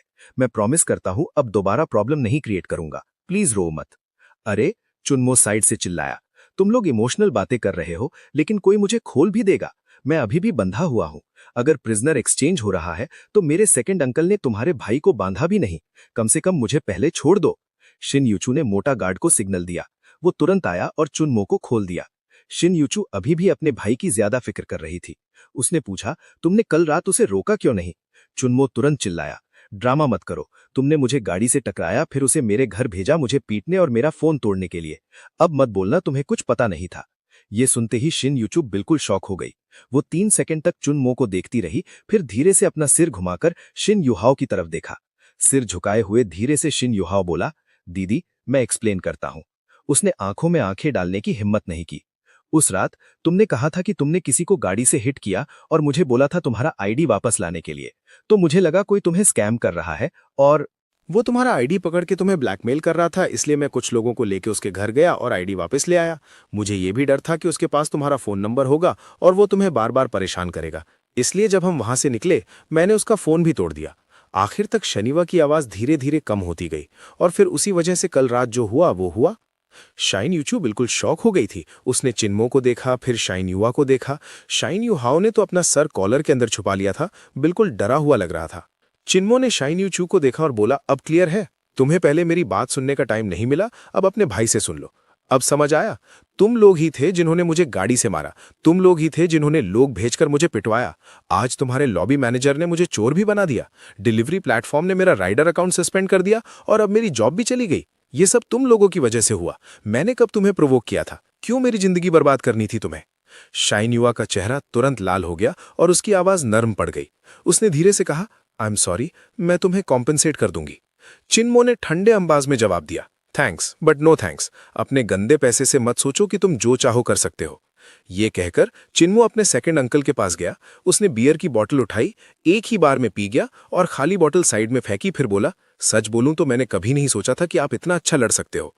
उसके सेकंड अंकल ने बिना किसी इमोशन के कहा, थोड़ा बहुत आता है। फिर वो खड़े हुए और शाइन यूचू से बोले, मिस, जितना मैं समझ पा रहा हूं तुम अभी भी समझदार हो। समझदार लोगों से बात करना हमेशा बेटर होता है। तुम लोगों ने गाड़ी से टक्कर मारी, तुम लोग उसके घर गए, उसे मारा और उसको फोन तोड़ दिया और अब तुम लोगों की वजह से मेरा भतीजा जॉब से निकल गया। इतनी बड़ी बात का कोई सोल्यूशन तो होना चाहिए, है ना? ऐसे कैसे सब फ्री में छोड़ दें? थोड़ा झिझकते हुए शाइन यूचू ने पूछा, तो कितना पैसा चाहिए? सेकंड अंकल ने सोचा और बोला, पैसे रहने दो, अगर कैश दिया तो ये सब घर भेज देगा अपने बाप के इलाज के लिए। इससे बेटर आइडिया, इसको एक जॉब दे दो। शाइन यूचू ने तुरंत कहा, नो, और लगभग उसी वक्त चिन्मो बोल पड़ा, मुझे नहीं चाहिए। शाइन यूचू ने उसे देखा और धीरे से कहा, हमारी कंपनी बैड कैरेक्टर वाले लोगों को हायर नहीं करती। सेकंड अंकल का चेहरा तुरंत बदल गया। क्या मतलब है तुम्हारा? मेरा भतीजा बैड कैरेक्टर का कैसे हो गया? शाइन यूचू और भी लाल हो गई और शर्माते हुए बोली, इसने मेरा लंच खा लिया और फिर मुझे अपना बचा हुआ खाना खिलाया। ये सुन के चिन्मो खुद को रोक नहीं पाया और जोर से हंस पड़ा। फिर बोला, चलो चलते हैं, मेरी जॉब की टेंशन मत लो, अगर डिलीवरी नहीं कर सकता तो कुछ और कर लूंगा। फिर उसने शाइन यूचू और शाइन युवा की तरफ देखा और बोला, अब सब खत्म, अब तुम लोग मेरे पीछे नहीं आओगे और मुझे फिर से बंद नहीं करोगे, राइट? ये सुन के शाइन यूचू का चेहरा और लाल हो गया। शाइन युवा ने तुरंत जोर से कहा, टेंशन मत लो, मैं हार मानता हूं। मैं सच में ब्रदर जेड की रिस्पेक्ट करता हूं। अगर कभी कुछ चाहिए हो बस बोल देना। सेकंड अंकल ने उसकी बात का कोई जवाब नहीं दिया, सिर्फ चिन्मो से बोला, चलो मैं तुम्हें वापस छोड़ देता हूं। चिन्मो उस पुरानी सी सैंटाना गाड़ी में बैठ गया। उसका सेकंड अंकल ही ड्राइव कर रहा था। चिन्मो से रहा नहीं गया। उसने पूछा, क्या आपने सच में सबको अकेले ही हरा दिया? सेकंड अंकल ने सीधा जवाब दिया, इसमें मुश्किल क्या है? चिन्मो कुछ बोल ही नहीं पाया। उसका सेकंड अंकल वाकई कमाल का था। कुछ देर बाद वो उसे शहर वापस ले आए और कैजुअली पूछा कि अब आगे क्या करेगा, क्या फिर से डिलीवरी करेगा? चिन्मो ने कहा, मेरा राइडर अकाउंट ऑलरेडी बैन हो चुका है तो डिलीवरी तो गई, कोई और जॉब ढूंढ लूंगा, जिंदगी चलानी है बस। इस साल मैं ऑलरेडी 23 का हो गया हूं, मतलब अब मैं अडल्ट हूं। जाने से पहले मेरे सेकंड अंकल ने हमेशा की तरह वही बात रिपीट की, अगर कुछ भी हो तो उन्हें कॉल कर लेना। गाड़ी से उतरते ही चिन्मो को एक अजीब सी खालीपन वाली फीलिंग आई, ऐसी जो उसने पहले कभी महसूस नहीं की थी। पहले उसकी जिंदगी सुबह से रात तक डिलीवरी से भरी रहती थी और जब भी घर लौटता था बस जल्दी से नहा के सीधा बेड पर गिर जाता था। वो हमेशा सोचता था कि काश एक दिन लाइफ इतनी बिजी ना हो, लेकिन अब जब वो दिन आ गया तो उसे समझ ही नहीं आ रहा था कि अब करे क्या। उसके लिए उसका छोटा सा रेंटेड रूम सिर्फ सोने की जगह था, घर जैसा फील बिल्कुल नहीं आता था। उस वक्त तो उसे वहां वापस जाना भी पसंद नहीं आ रहा था। उसे पता था कि वहां जाके करेगा क्या, ठंडी दीवारें और ज्यादा तन्हाई का एहसास ही देंगी। लोग तेज कदम से थके हुए चेहरों के साथ उसके पास से गुजर रहे थे। चिन्मो पेरिस स्प्रिंग कॉम्प्लेक्स के बैक गेट के बाहर फुटपाथ के किनारे बैठा था, शहर की भीड़ और उसकी ठंडी तन्हाई धड़कन को देखते हुए। तभी एक स्ट्रे डॉग धीरे से उसके पास आया, उसके आसपास घूमा और फिर चुपचाप उसके पास बैठ गया। दो अनजान रूहें एक ही तन्हाई शेयर करते हुए। लगभग 6:30 बजे लिनी फे उसकी नजर में आई। उसके हाथ में अभी भी एक लंच बॉक्स था और वो सीधा उसकी तरफ आई। जैसे ही डॉग ने लिनी फे को देखा वो तुरंत खड़ा हो गया और पूंछ हिलाने लगा। इस बार लिनी फे ने चिन्मो को घूरा नहीं, उसने चुपचाप लंच बॉक्स खोला, अंदर बचा हुआ खाना था। डॉग जैसे सबका आदी हो तुरंत झुक के बड़े शौक से खाना खाने लगा। चिन्मो ने पहले बात शुरू की, तुम रोज खाना लाती हो? लिनी फे ने उसकी तरफ देखा और बोली, ये मेरे कोवर्कर्स के लंच के लेफ्टओवर्स हैं, फेंकना वेस्ट लगता है इसलिए मैं बीबू के लिए ले आती हूँ। थोड़ी देर रुककर उसने पूछा, क्या मैंने उस रात तुम्हें गलत समझा था? तुम सच में डिलीवरी गाई थे ना? चिन्मो ने अपनी डिलीवरी यूनिफॉर्म की तरफ देखा, हल्का सा हंसा और बोला, हाँ पहले था, अब नहीं, अकाउंट बैन हो गया। लिनीफे थोड़ी हेजिटेंट हुई, फिर खुद ही बोली, सॉरी, उस रात मेरा मूड खराब था, मुझे बिना पूछे तुम्हें बैड रिव्यू नहीं देना चाहिए था। चिन्मो ने कैजुअल बनने की कोशिश की, कोई बात नहीं, अब सब पास्ट है। लिनीफे नीचे बैठकर डॉग का सर सहलाने लगी और बात करते हुए बोली, तो अब नई जॉब ढूंढ रही हो? चिन्मो बोला, हाँ, शायद कल से स्टार्ट करूंगा। तुम इस डॉग के काफी क्लोज लगती हो। लिनीफे बोली, इसका नाम बू है, ये पास के अर्बन विलेज का एक लोकल स्ट्रे है, लेकिन काफी समझदार है। जब बू ने लंच बॉक्स का खाना खत्म कर लिया तो उसने डब्बा और प्लास्टिक बैग मुंह में उठाया और पास के डस्टबिन तक लेके गया। ट्रैश डालने के बाद वो वापस आया, पूंछ हिलाते हुए, जैसे दोनों को बाय बोल रहा हो, फिर धीरे धीरे दूर भाग गया। चिन्मो और लिनीफे उसे कॉर्नर के पीछे गायब होते हुए देख रहे थे। उसके बाद दोनों साथ में कॉम्प्लेक्स के अंदर चले गए। शायद ये पहली बार था जब चिन्मो ने लिनीफे से इतनी नॉर्मल बात की थी। उससे पता चला कि लिनीफे भी अभी अभी कॉलेज से ग्रेजुएट हुई है। फिर दोनों ने पास वाले फ्लैट में रहने वाले कपल के बारे में बात करनी शुरू कर दी। चिन्मो बोला कि जब से वो यहाँ शिफ्ट हुआ है उसने उन्हें मुश्किल से ही देखा है। लिनीफे ने कहा कि वो भी उन्हें रेयरली देखती है। उसके हिसाब से वो शायद नियर बाय यूनिवर्सिटी के स्टूडेंट्स हैं जो कभी कभी रात को आते हैं और सुबह जल्दी निकल जाते हैं। चिन्मो तुरंत समझ गया, ये जगह बेसिकली उनका चीप सा हुकअप स्पॉट है, क्योंकि होटल लेने का खर्चा हर बार 100 से ज्यादा पड़ता है, जबकि ये रूम महीने का लगभग सिर्फ 1000 रुपए में मिलता है। मतलब काफी ज्यादा कॉस्ट इफेक्टिव था। एक स्ट्रे डॉग बुबू की वजह से चिन्मो और लिनीफे के बीच की पहले वाली ऑकवर्डनेस धीरे धीरे खत्म हो गई थी। अब वो नॉर्मल तरह से बात कर पा रहे थे और फाइनली एक दूसरे को थोड़ा अच्छे से जानने का मौका मिला। अगली सुबह चिन्मो 7:30 बजे उठा। जैसे ही उठा, आदत से मजबूर होकर सबसे पहले अपनी डिलीवरी यूनिफॉर्म ढूंढने लगा। लेकिन जैसे ही उसने यूनिफॉर्म हाथ में ली, उसे याद आया उसका कुरियर अकाउंट तो ऑलरेडी बैन हो चुका है। मतलब आज वो न ऑर्डर्स ले सकता है न डिलीवरी कर सकता है। फिर अचानक उसे याद आया कि उसका स्कूटर अभी भी किटी इंटरनेशनल होटल में पड़ा है, जहां कल उसे पकड़कर ले जाया गया था। उसकी इलेक्ट्रिक बाइक वहीं रह गई थी। चिन्मो ने जल्दी से कपड़े पहने, कॉम्प्लेक्स के गेट से एक बाइक टैक्सी ली और सीधा किटी इंटरनेशनल होटल पहुंच गया। होटल के गार्ड बूथ के अंदर उसने कल वाला वही मोटा सिक्योरिटी गार्ड देखा, अभी भी ड्यूटी पर था। जैसे ही गार्ड ने चिन्मो को देखा, हाथ में रबर बटन पकड़ के तंज मारते हुए बोला, फिर आ गया, पिटना है क्या दोबारा? चिन्मो तुरंत गुस्सा हो गया। बकवास बंद कर, मेरा स्कूटर कहाँ है? मोटा गार्ड बटन हिलाते हुए धमकी देने लगा। कौन सा स्कूटर? यहां कोई स्कूटर नहीं है, निकल यहां से। चिन्मो का गुस्सा और भड़क गया। मेरी इलेक्ट्रिक बाइक कल यहीं पार्क की थी, कहां गई? किसने उठाई? कैमरास चेक करो। गार्ड हंस पड़ा, क्लियरली इंसल्ट करते हुए बोला, तुम्हें लगता है तुम बस ऐसे ही इंटरनेशनल होटल के सर्वेलेंस कैमरास देख सकते हो? क्या तुम्हें लगता है ये जगह तुम्हारी है? चिन्मो का मन कर रहा था उसे जोर से थप्पड़ मार दे। गार्ड और भी ज्यादा एटीट्यूड में आ गया। तुम्हारी वो पुरानी सी स्कूटर पुलिस को भी बोलो तो शायद केस तक ना लिखे, और तुम उसे खजाना समझ रहे हो? वो अपनी बात खत्म भी नहीं कर पाया था कि अचानक सीधा खड़ा हो गया और प्रॉपर सलूट मार दिया, जैसे कोई इंपॉर्टेंट आदमी आ गया हो। चिन्मो ने मुड़कर देखा, शिनयाचू की व्हाइट रेंज रोवर आकर उसके पास रुक गई। कार के अंदर से शिनयाचू ने उसे देखा और पूछा, फिर क्या कर रहे हो यहाँ?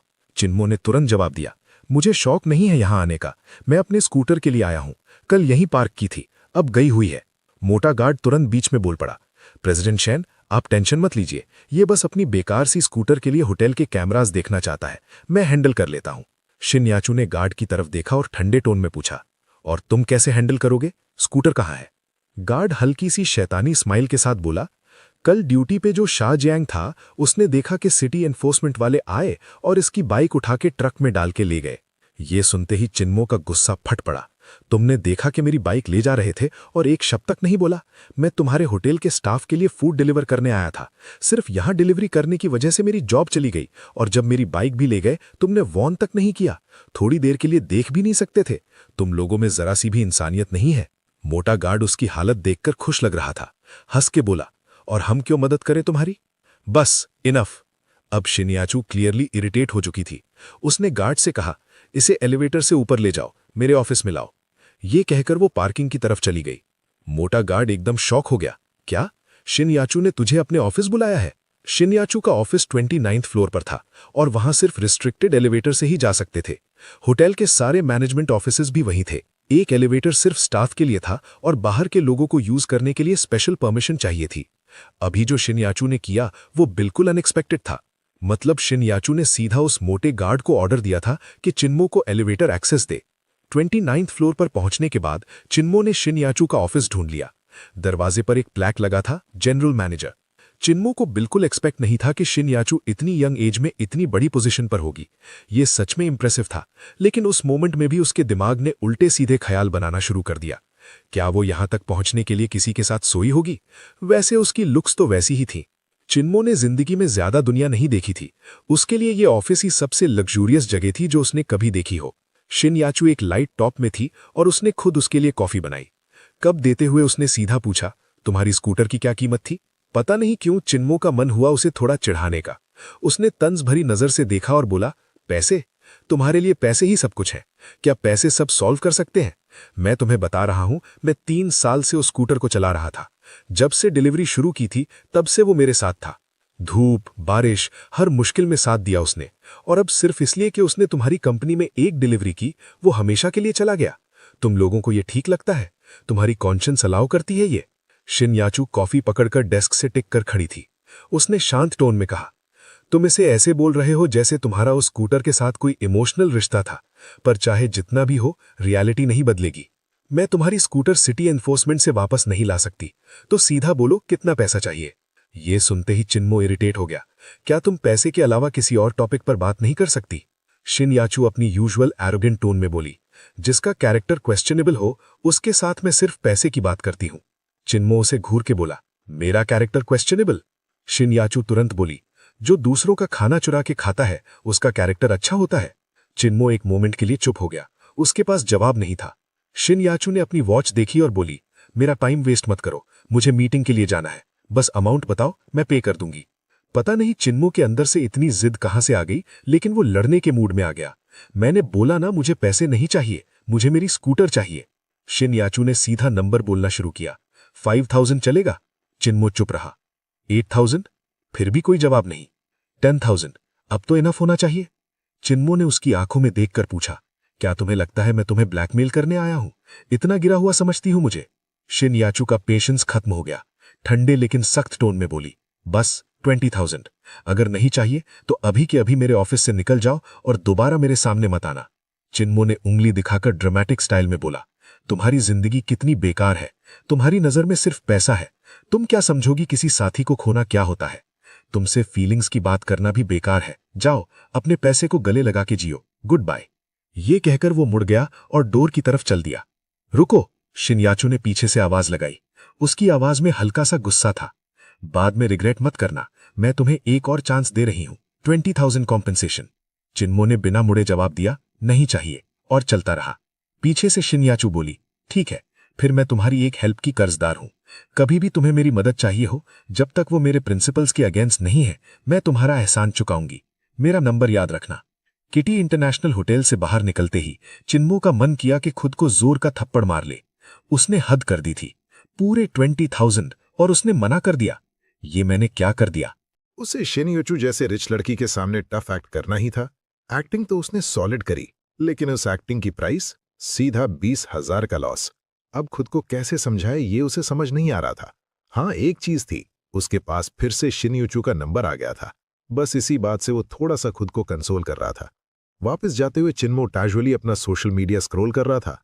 तभी उसकी नजर गाओ सू के एक पोस्ट पर पड़ी। थैंक्स मॉम, मुझे 24 साल पहले जन्म देने के लिए। मॉम, आपने बहुत मेहनत की है। ये पोस्ट देख के चिन्मो के अंदर एक अजीब सी गर्माहट आ गई। गाओ सू उसका हाई स्कूल का क्लासमेट था। दोनों काफी क्लोज थे। उनकी आर्ट्स वाली क्लास में वैसे भी लड़के कम थे, और क्योंकि सीट्स मार्क्स के हिसाब से लगती थीं, दोनों हमेशा फ्रंट रो में बैठते थे।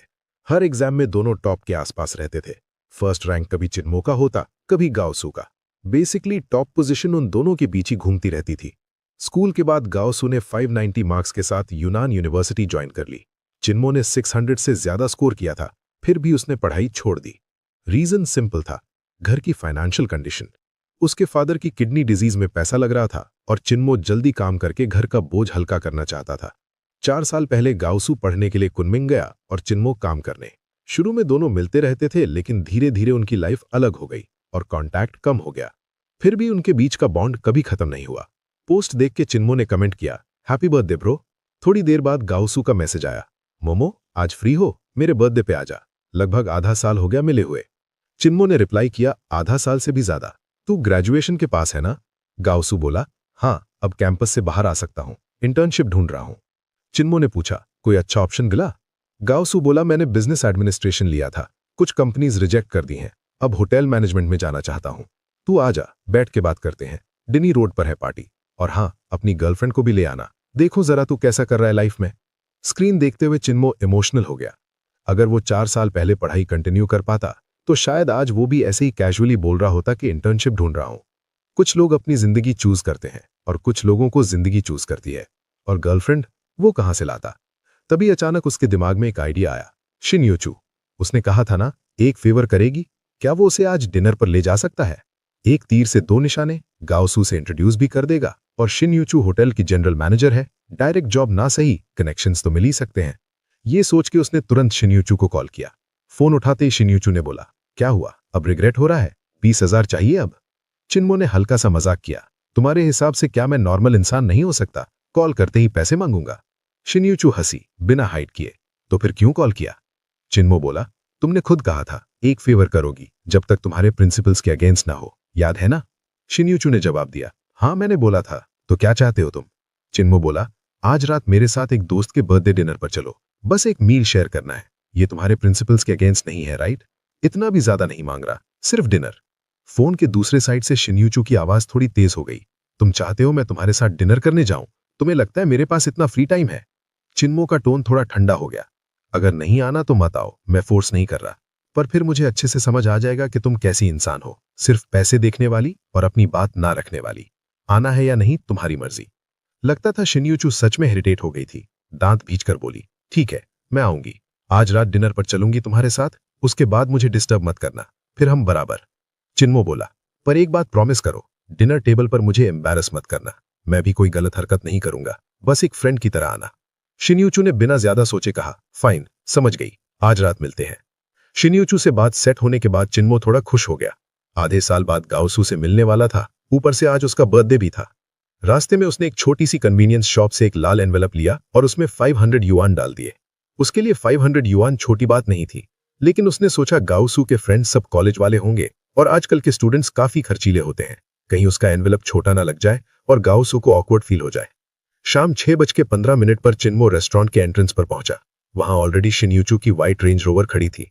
उसने चिन्मो को आते देखा, गाड़ी से उतरकर सीधा उसकी तरफ आई, अभी भी बिजनेस अटायर में। चिन्मो ने उसे ऊपर से नीचे तक देखा। शिनयूचू ने घूर कर पूछा, क्या देख रहे हो? तुमने बताया ही नहीं क्या पहनना है, और मेरे पास चेंज करने का टाइम भी नहीं था। एड्रेस मिलते ही सीधा ऑफिस से आ गई।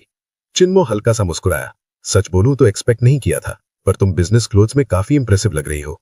इस पर शिनयूचू ने उसे एक और बड़ा आई रोल दे दिया। फिर चिन्मो उसे प्राइवेट डाइनिंग रूम के अंदर ले गया।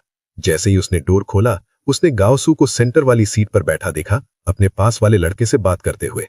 रूम में लगभग 10-12 लोग थे। जैसे ही गाओसू ने चिन्मो को देखा, तुरंत खड़ा हो गया और बोला, मोमो, फाइनली आ गया तू, सब तेरा ही वेट कर रहे थे, इधर आ, मेरे पास बैठ। उसने अपने पास वाले लड़के को साइड होने का सिग्नल दिया। चिन्मो उस जगह जाके बैठ गया और अपनी पॉकेट से सिगरेट का पैकेट निकालकर उस लड़के को ऑफर किया जिसने सीट दी थी। लड़के ने उसके हाथ में सस्ती सिगरेट देखी और लेने के बजाय टेबल पर रखे महंगे सिगरेट पैक की तरफ इशारा कर दिया, जैसे कह रहा हो मेरे पास बेटर है। थोड़ा ऑकवर्ड मोमेंट था। गाओसू ने सबको इंट्रोड्यूस करना शुरू किया। गाइज, ये चिन्मो है, हम सेम काउंटी से हैं और स्कूल में मेरा बेस्ट फ्रेंड था, ये भी टॉप स्टूडेंट था, कॉलेज एंट्रेंस एग्जाम में 600+ स्कोर किया था। चिन्मो हल्का सा कड़वा मुस्कुराया और बोला, छोड़ो ये सब पुरानी बातें, हैप्पी बर्थडे। उसने रेड एनवेलप गाओसू को दे दिया। गाओसू ने हल्का सा फील करके बोला, अरे मोमो, इतनी फॉर्मेलिटी क्यों? मैंने तुझे गिफ्ट लाने के लिए नहीं बुलाया, बस मिलने के लिए बुलाया था। चलो पहले खाना स्टार्ट करते हैं, खाते हैं, पीते हैं, बात करते हैं। फिर उसकी नजर शिनयूचू पर गई। ये तुम्हारी गर्लफ्रेंड है ना, क्या नाम है इनका? शिनयूचू ने इस बात पर कोई खास रिएक्शन नहीं दिया, बस हल्का सा स्माइल किया और बोली, मेरा नाम है शुनयूचू, उसने सीधा जवाब दिया। गाओसू ने उसकी तरफ देखकर थोड़ा प्राउड टोन में कहा, मैं गाओसू हूं, यूनान यूनिवर्सिटी में बिजनेस एडमिनिस्ट्रेशन कर रहा हूं। मोमो और मैं काफी पुराने दोस्त हैं। जब उसने अपनी यूनिवर्सिटी और मेजर का नाम लिया, उसकी आवाज थोड़ी और लाउड हो गई और उसका प्राइड क्लियरली फील हो रहा था। तभी एक और लड़का बीच में बोल पड़ा, चलो चलो खाना स्टार्ट करते हैं। प्राइवेट रूम फिर से लाइवली हो गया। कोई स्मोक कर रहा था, कोई बातें कर रहा था और 2 कपल्स तो ओपनली चिपक कर बैठे थे। गाओसू ने सिगरेट निकाली और चिन्मो को दी, फिर बोला, मोमो, अगर तू उस टाइम पढ़ाई कंटिन्यू करता तो आज डिलीवरी नहीं कर रहा होता। डिलीवरी बॉय है? गाओसू के पास बैठी लड़की ने तुरंत पूछा। टोन में हल्का सा कंटेम्प्ट था। Delivery boy. ऑनलाइन तो लोग बोलते रहते हैं कि डिलीवरी वाले लोग कस्टमर्स के खाने में से छुपके से खा लेते हैं, ये सच है क्या? चिन्मो कुछ बोलता, उससे पहले एक और लड़का बोल पड़ा। अरे वो तो कुछ भी नहीं है, तुमने वो वीडियो नहीं देखा? एक डिलीवरी गाय एलिवेटर में कस्टमर के सूप से मुंह धो रहा था और फिर वापस डाल दिया। वो तो असली घिनौनी बात है। ये इंडस्ट्री ही बहुत मैसी है, प्लेटफॉर्म्स को कोई फर्क नहीं पड़ता। वैसे भी जिनके पास प्रॉपर जॉब होती है वो डिलीवरी थोड़ी करते हैं। ये सब सुन के चिन्मो का चेहरा जलने लगा। वो आंख उठा के किसी को देख भी नहीं पा रहा था, ना ही शिनयू चू की तरफ। तभी एक लड़की ने अचानक शिनयू चू की तरफ मुड़कर पूछा, तुम भी डिलीवरी करती हो क्या? शिनयू चू ने हल्की सी स्माइल के साथ जवाब दिया, हाँ, मैं और चिन्मो दोनों अपने कॉलीग्स के लिए डिलीवरी करते हैं। लड़की तुरंत इंप्रेस हो गई। रोज धूप हवा में डिलीवरी करना कितना टफ होता होगा ना, और फिर भी तुम्हारी स्किन इतनी अच्छी है, सीरियसली जेलस हूं। शिनयू चू बस मुस्कुरा दी, कुछ एक्सप्लेन नहीं किया। अनशेल्टर्ड लड़कियों को बात करने दिया। गाओ सू को क्लियरली ऑकवर्ड फील हुआ। उसने धीरे से चिन्मो को कहा, दिल पे मत ले, वो लोग बस ऐसे ही बोल रहे हैं। चिन्मो ने हल्का सा कड़वा मुस्कुरा के बोला, ठीक है, समझता हूं। और वो सच में समझता था। कुनमिंग में इतने साल स्ट्रगल करते हुए उसने हर टाइप के लोग देखे थे। उसके हिसाब से कॉलेज स्टूडेंट्स सबसे ज्यादा इमेच्योर होते हैं। ना उन्हें दुनिया का रियल सेंस होता है, ना दूसरों की फीलिंग्स का। सबको लगता है वो स्पेशल है। थोड़ी देर बाद ड्रिंक्स के साथ टॉपिक्स चेंज होने लगे। गाउसू ने एक और सिगरेट दी और कैजुअली पूछा, अंकल की तबीयत अब कैसी है? किडनी ट्रांसप्लांट का चांस है? ये सुनते ही चिन्मो का मूड हैवी हो गया। उसने अपने सामने का ग्लास उठाया और एक सांस में पी गया। फिर धीरे से बोला, ज्यादा होप नहीं है। किडनी ट्रांसप्लांट में लाखों लगते हैं, हम अफोर्ड नहीं कर सकते। और पैसे होने से सब नहीं होता, मैच भी मिलना चाहिए। अभी तो बस कंजर्वेटिव ट्रीटमेंट चल रहा है। हर हफ्ते डायलिसिस के लिए हॉस्पिटल जाना पड़ता है। इतनी तकलीफ से बस हड्डियां ही रह गई हैं। गाओसू ने गहरी सांस ली, फिर बोला, तूने 600 प्लस स्कोर किया था, फिर भी कॉलेज क्यों नहीं गया? याद है स्कूल ने तेरे लिए फंड भी रेज किया था? चिन्मो ने सीधा काट दिया, वो पैसे मैंने पापा के ट्रीटमेंट में लगा दिए। गाओसू कुछ सेकंड्स चुप रहा, फिर धीरे से पूछा, पछतावा होता है? अगर तू पढ़ाई करता तो आज तेरे पास ज्यादा ऑप्शंस होते। चिन्मो ने सिर हिला दिया। चिन्मो ने गाओसू की दी हुई सिगरेट जलाई और धीमी तन्हा आवाज में बोला, अगर मुझे 100 बार भी दोबारा चूज करने का मौका मिले, तब भी मैं वो पैसे अपने डैड की ट्रीटमेंट पर ही खर्च करता। गाओसू के दूसरी तरफ बैठी लड़की ने तुरंत लेक्चर देना शुरू कर दिया, तुम कितने इमेच्योर हो। तुम्हें वो पैसे पढ़ाई के लिए यूज करने चाहिए थे, जैसे हमने किया। पहले अच्छी यूनिवर्सिटी जाते, डिग्री लेते, फिर तुम्हारे पास जॉब के लिए इतने ऑप्शंस होते। ऐसे नहीं होता कि बस डिलीवरी ही करनी पड़ती। तब तक चुप बैठी शिन्यू चू फाइनली बोल पड़ी, जिस सिचुएशन को तुम समझती नहीं हो उस पर जज मत करो। तुम्हारी बात थ्योरेटिकली सही लग सकती है, लेकिन हर सिचुएशन में वो सही आंसर नहीं होता। लड़की ने आंख घुमाई, जैसे उसे कोई फर्क ही नहीं पड़ता। गाओसू ने तुरंत उसे रोका, लुकियान, बस करो। मोमो के डैड काफी सालों से बीमार हैं। उसकी मॉम घर पर उनकी देखभाल करती हैं। पूरा घर सिर्फ मोमो के दम पर चल रहा है। फिर भी लुकियान धीरे से बोलती रही, शॉर्ट साइटेड। चिन्मो क्या बोलता, उसके हाथ में ग्लास हल्का सा कांप रहा था। तभी उसने अचानक महसूस किया, किसी के नरम गरम हाथ उसके हाथ के ऊपर आके टिक गए। उसने मुड़कर देखा, शिन्यू चू थी। उसकी आंखों में पहली बार एक अलग सी सॉफ्टनेस थी। लुकियान ने उन दोनों को टेढ़ी नजर से देखा, फिर गाओसू की तरफ मुड़कर बोली, लास्ट वीक जो रेज्यूमेस भेजने को बोला था भेजे? मुझे तो इंटरव्यू कॉल आ गया, तुम्हारा क्या हुआ? गाओसू एक्साइटेड हो गया, फोन निकाल के दिखाया, देखो आज दोपहर कॉल आया, कल सुबह इंटरव्यू है। लुकियान खुशी से उसे हक करके गाल पे किस कर दी। मुझे पक्का लगता है हम दोनों सिलेक्ट हो जाएंगे। सामने बैठी एक लड़की ने पूछा, क्या हुआ, इतने एक्साइटेड क्यों हो? लुकियान ने प्राउडली कहा, मैं और गाओसू ने एक ही होटल के लिए अप्लाई किया था और दोनों को इंटरव्यू कॉल आ गया, कल इंटरव्यू है। सबने कॉन्ग्रेचुलेट किया, ग्लास उठा के सेलिब्रेट किया। फिर लुकियान बोली, इसीलिए कहते हैं एजुकेशन इंपॉर्टेंट होती है, तभी तुम अपनी पसंद की इंडस्ट्री चूज कर सकते हो। गाओसू ने मेरे लिए कितनी कंपनीज रिजेक्ट की हैं, अब तुम्हें भी बेस्ट देना होगा। डिनर के बाद प्लान था कैरियोके का। केटीवी रेस्टोरेंट से लगभग 2 किलोमीटर दूर था। सब लोग बाहर निकले।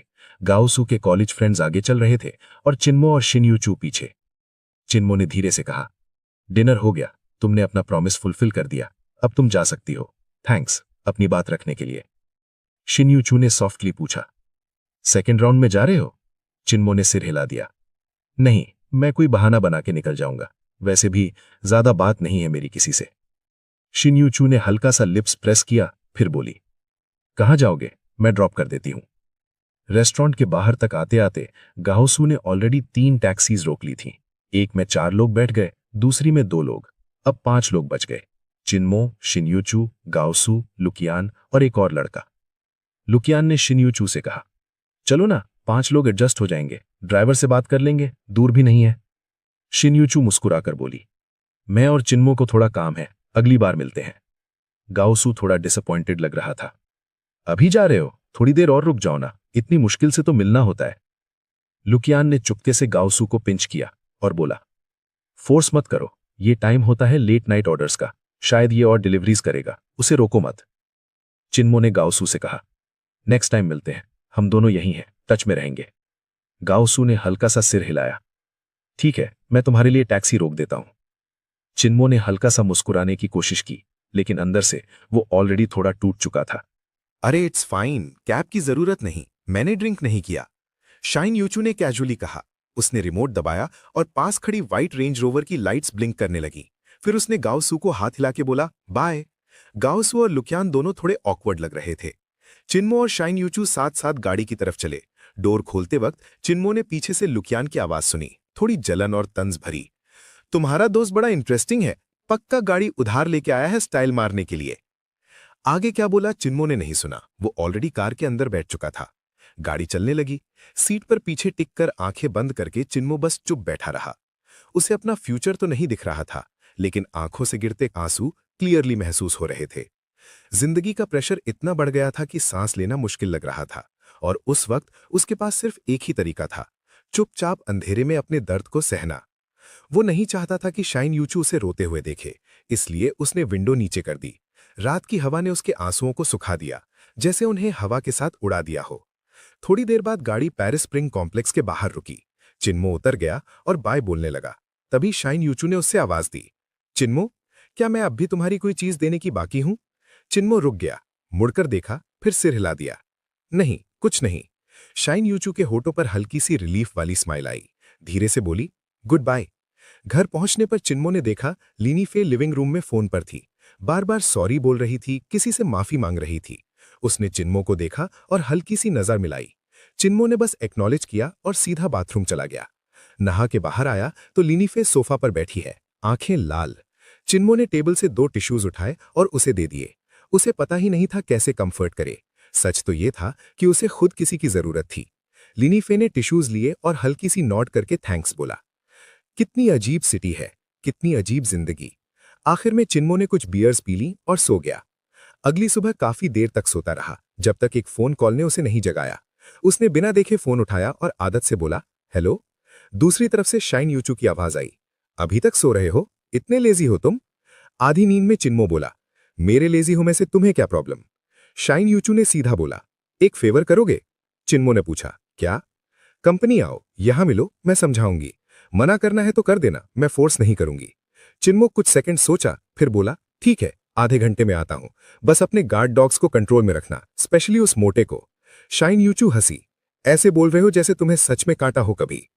10:30 बजे शाइन यूचू के ऑफिस में। वो डेस्क के पीछे बैठी थी, कंप्यूटर पर काम कर रही थी। चिन्मो सीधा उसके डेस्क के पास गया, दोनों हाथ रखकर उसकी तरफ झुककर बोला, क्या इमरजेंसी है? मुझे ही हीरो बना के बुलाया है? शाइन यूचू ने माउस साइड रखा, चेयर पर पीछे झुककर बैठी और हाथ फोल्ड करके बोली, आज एचआर कुछ कैंडिडेट्स का इंटरव्यू ले रहा है, मुझे तुम्हारी हेल्प चाहिए। चिन्मो हैरान, क्या? शाइन यूचू बिल्कुल काम, आज तुम एचआर डायरेक्टर बनोगे, तुम डिसाइड करोगे कौन हायर होने लायक है। चिन्मो उसे घूर कर देखने लगा, तुम मजाक कर रही हो ना, मैं इंटरव्यू लूं? शाइन यूचू ने सीधा जवाब दिया, मजाक नहीं कर रही, कैंडिडेट्स ऑलरेडी आ चुके हैं। अगर हेल्प करनी है तो अभी जाके इंटरव्यू लो, मेरी असिस्टेंट शाहू तुम्हें गाइड करेगी। फिर कैजुअली ऐड किया, वैसे भी इंटरव्यूअर बनना मुश्किल नहीं है, बस लोगों को देखो, अगर अच्छा फील आए तो रख लो, नहीं तो रिजेक्ट कर दो। चिन्मो बिल्कुल कंफ्यूज हो गया, उसे समझ ही नहीं आ रहा था ये लड़की सच में सीरियस है या कोई और गेम चल रहा है।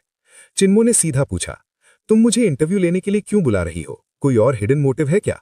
शाइन यूचू के होठों पर हल्की सी अजीब स्माइल आई। वो खड़ी हुई और बोली, जाओ, श्याओ तुम्हें एचआर ऑफिस ले जाएगी, थोड़ी देर में तुम्हें खुद समझ आ जाएगा मैंने तुम्हें ये काम क्यों दिया।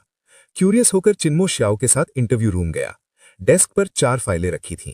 श्याओ ने समझाया, अभी सिर्फ ये 4 कैंडिडेट्स इनिशियल स्क्रीनिंग पास करके यहां तक आए हैं, लेकिन फाइनल में सिर्फ 2 को ही रख सकते हैं। आप पहले इनके रेज्यूमेस देख लीजिए, मैं बाहर अरेंजमेंट करती हूं, फिर एक एक करके उन्हें अंदर भेजूंगी। फाइनल डिसीजन आपका होगा। ये प्रेसिडेंट शिन का ऑर्डर है। चिन्मो ने पहली फाइल खोली। 26 साल का लड़का, 2 साल का होटल मैनेजमेंट एक्सपीरियंस, अच्छी यूनिवर्सिटी से ग्रेजुएट। दूसरी फाइल, एक लड़की, business administration background, education average थी लेकिन इंट्रो सिंपल और ग्राउंडेड लग रहा था। जब उसने तीसरी फाइल खोली, वो वहीं जम गया। गाओ सू। उसका दिमाग तुरंत क्लिक हुआ। उसने जल्दी से चौथी फाइल खोली। लुकियान। कल रात जो लोग एक्साइटेड होकर होटल इंटरव्यू की बात कर रहे थे, वो होटल यही था, किटी इंटरनेशनल होटल। और अब शाइन यूचू ने उसे उनका इंटरव्यूअर बना दिया था। ये क्या चल रहा है? चिन्मो ने थोड़ा सोचा और धीरे धीरे उसे समझ आने लगा कि शाइन यूचू क्या करना चाहती है। कुछ देर बाद श्याओ वापस आई। सब रेडी है, क्या कैंडिडेट्स को अंदर बुलाऊं? चिन्मो ने सिर हिलाया। सबको एक साथ बुलाओ। एक साथ? श्याओ थोड़ी सरप्राइज्ड हो गई। उसकी आंखों में हल्का सा डाउट भी था, जैसे सोच रही हो इसको इंटरव्यू लेना आता भी है या नहीं। चिन्मो ने कामली रिपीट किया, हाँ, सबको एक साथ बुलाओ। श्याओ ने और कुछ नहीं पूछा। वो बाहर गई और थोड़ी देर बाद चारों कैंडिडेट्स को साथ ले आई। उनके सामने उसने इंट्रोड्यूस किया। ये है डायरेक्टर चुन, हमारे एचआर डिपार्टमेंट के। आज का फाइनल डिसीजन इनका होगा कि कौन 2 लोग सिलेक्ट होंगे। फिर वो चिन्मो के साइड बैठ गई और कंप्यूटर पर नोट्स लेने लगी। गाओसू शौक में बोल पड़ा, मोमो, ये सच है? मैं सपना तो नहीं देख रहा। चिन्मो ने हल्का सा स्माइल दिया और सिर हिला दिया। उसकी नजर सब पर घूमी। लुकियान के चेहरे पर ऑलरेडी कॉन्फिडेंस था, जैसे उसे पक्का लग रहा था कि वो सिलेक्ट हो जाएगी। चिन्मो ने प्रोफेशनल टोन में कहा, प्लीज सब लोग बैठ जाओ। मैंने आप सबके रेज्यूमेस देख लिए हैं। आप यहां तक आए हो, इसका मतलब आप ऑलरेडी इस बैच के बेस्ट लोगों में से हो। चाहे फाइनल सिलेक्शन हो या ना हो, आप ऑलरेडी काबिल हो। बस एक प्रॉब्लम है, कंपनी के पास सिर्फ 2 पोजीशंस हैं। लुकियान तुरंत कॉन्फिडेंट टोन में बोल पड़ी, तो ऑब्वियसली वो मैं और गाओसू ही होंगे। ये सुनते ही दूसरे लड़के के चेहरे पर नाराजगी आ गई। गाओसू ने तुरंत उसे धीरे से रोका, लुकियान, ऐसे मत बोलो। फिर उसने दूसरे लड़के से माफी भी मांगी। दूसरी लड़की चुपचाप बैठी रही, जैसे उसे फर्क ही नहीं पड़ता। चिन्मो ने पानी का ग्लास उठाया, एक सिप लिया और बोला, लास्ट क्वेश्चन सिंपल है। सपोज। चिन्मो ने अपना सवाल पूरा किया। तुम्हारी मंथली सैलरी 5000 है और तुम्हारे पास 3 हाउसिंग ऑप्शंस हैं। अर्बन विलेज में single room 500 per month, residential complex में shared apartment 1000 per month, same complex में पूरा अपार्टमेंट अकेला 2500 पर मंथ। तुम क्या चूज करोगे? सबसे पहले लुकेन ने जवाब दिया, मैं 2500 वाला ऑप्शन चूज करूंगी, पूरा अपार्टमेंट। मुझे अच्छा एनवायरनमेंट चाहिए और अपनी प्राइवेट स्पेस भी। फिर उसने गाओसू की तरफ देखा। तुम? गाओसू ने थोड़ा सोचा और बोला, मैं शेयर्ड अपार्टमेंट चूज करूंगा। अब चिन्मो ने तीसरी लड़की की तरफ देखा, पे। उसकी आवाज पहली बार सुनाई दी, सॉफ्ट और जेंटल। मैं भी शेयर्ड अपार्टमेंट चूज करूंगी। एनवायरनमेंट इंपॉर्टेंट है और जिसके साथ रहूंगी उसका बैकग्राउंड भी सिमिलर होगा। शायद वैल्यूज भी मिलती होंगी तो एडजस्ट करना ईजी होगा और सोशल सर्कल भी बढ़ेगा। आखिरी लड़के ने कॉन्फिडेंटली बोला, मैं अर्बन विलेज वाला ऑप्शन चूज करूंगा। 5000 सैलरी ज्यादा नहीं होती, रेंट कम रखूंगा और बाकी पैसे सोशल कनेक्शंस बनाने में लगाऊंगा। सबके आंसर सुनने के बाद चिन्मो ने सीधा बोला, आज का इंटरव्यू यहीं खत्म होता है। श्याओ ने पूछा, तो कौन सिलेक्ट होगा? चिन्मो ने कामली जवाब दिया, रिजल्ट कल अनाउंस होगा, आप सब कॉल का वेट करें। श्याओ ने फॉर्मली अनाउंस किया और सबको बाहर ले गई। जैसे ही बाकी लोग बाहर निकले, लुकेन सीधा चिन्मो के पास आ गई, एक्साइटेड टोन में, मोमो, तुम तो डिलीवरी करते थे ना, यहां एचआर डायरेक्टर कैसे बन गए? मतलब अब तो मैं और गाओसू पक्का सिलेक्ट हो जाएंगे, राइट? चिन्मो बस हल्का सा स्माइल कर पाया, क्या बोले समझ नहीं आया। गाओसू ने उसे खींचते हुए कहा, चलो चलते हैं। फिर चिन्मो से बोला, आज फ्री हो? कल प्रॉपरली बात नहीं हुई, आज मिलते हैं, थोड़ा और टाइम स्पेंड करते हैं। चिन्मो ने हाँ में सर हिला दिया, ठीक है, बाद में कांटेक्ट करता हूं। जाते वक्त लुकेन फुल कॉन्फिडेंस में गाओसू का हाथ पकड़ के बोल रही थी, तुम्हारा दोस्त इतनी बड़ी पोजीशन पर है और तुमने बताया भी नहीं, अब तो उससे कांटेक्ट में रहना ही पड़ेगा। सबके जाने के बाद चिन्मो कुछ देर चुप बैठा रहा, फिर उठकर सीधा शिन्यूचू के ऑफिस गया। डोर खोलते ही उसने देखा शिन्यूचू स्क्रीन पर कुछ देख रही थी और उसमें उसी की आवाज आ रही थी। जैसे ही उसने चिन्मो को देखा, वो मुस्कुराई, मोमो, नॉट बैड, काफी इंप्रेसिव था। लास्ट क्वेश्चन तो स्पेशली इंटरेस्टिंग था, सिंपल चॉइस से तुमने काफी कुछ जज कर लिया। चिन्मो ने थोड़ा सीरियस होकर पूछा, तुमने सब देखा?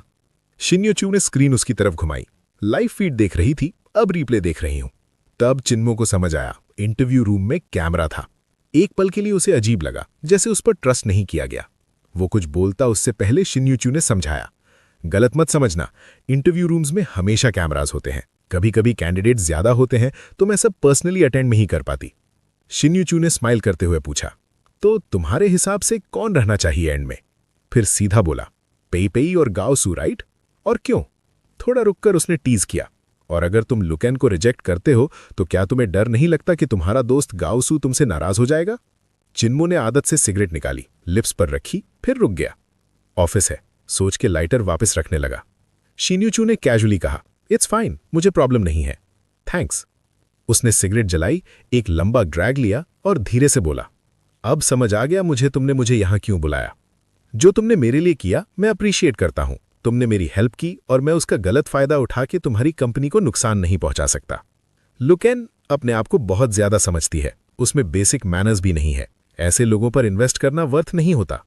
पेई अलग है, रेज्यूमे से भी और उसकी बातचीत से भी। सिंपल है, ग्राउंडेड है, अप्रोच करना ईजी है, उसका इमेज भी अच्छा है। गाओसू के पास एक्सपीरियंस कम है, लेकिन उसका माइंडसेट और वैल्यूज स्ट्रांग है। पर्सनल रिलेशन साइड पर रखकर भी मैं कहूंगा उसे रखना चाहिए। फिर सीधा जवाब दिया, रही बात गाओसू के नाराज होने की, तो मैं तुम्हारी काइंडनेस का यूज नहीं करूंगा ऐसा डिसीजन लेने के लिए जो तुम्हारी कंपनी को हर्ट करे। इसलिए मैंने रिजल्ट तुरंत अनाउंस नहीं किया। फाइनल डिसीजन तुम्हारा ही होना चाहिए।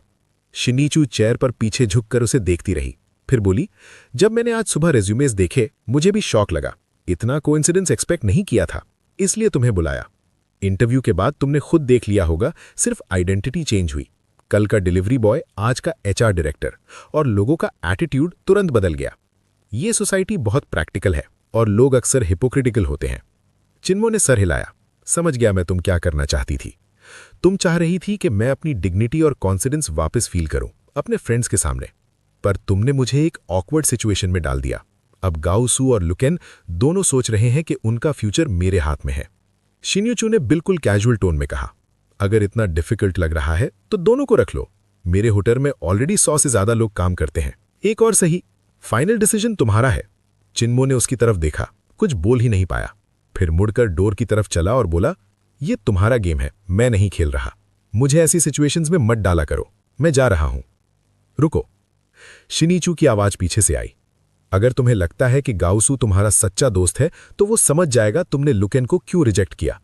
अगर वो इस बात पर तुमसे लड़ जाता है तो शायद वो इतना अच्छा दोस्त है ही नहीं। वो खुद जानता है लुकेन कैसी है। सच बोलो, क्या तुम्हें लगता है वो फ्यूचर में खुश रहेगा उसके साथ?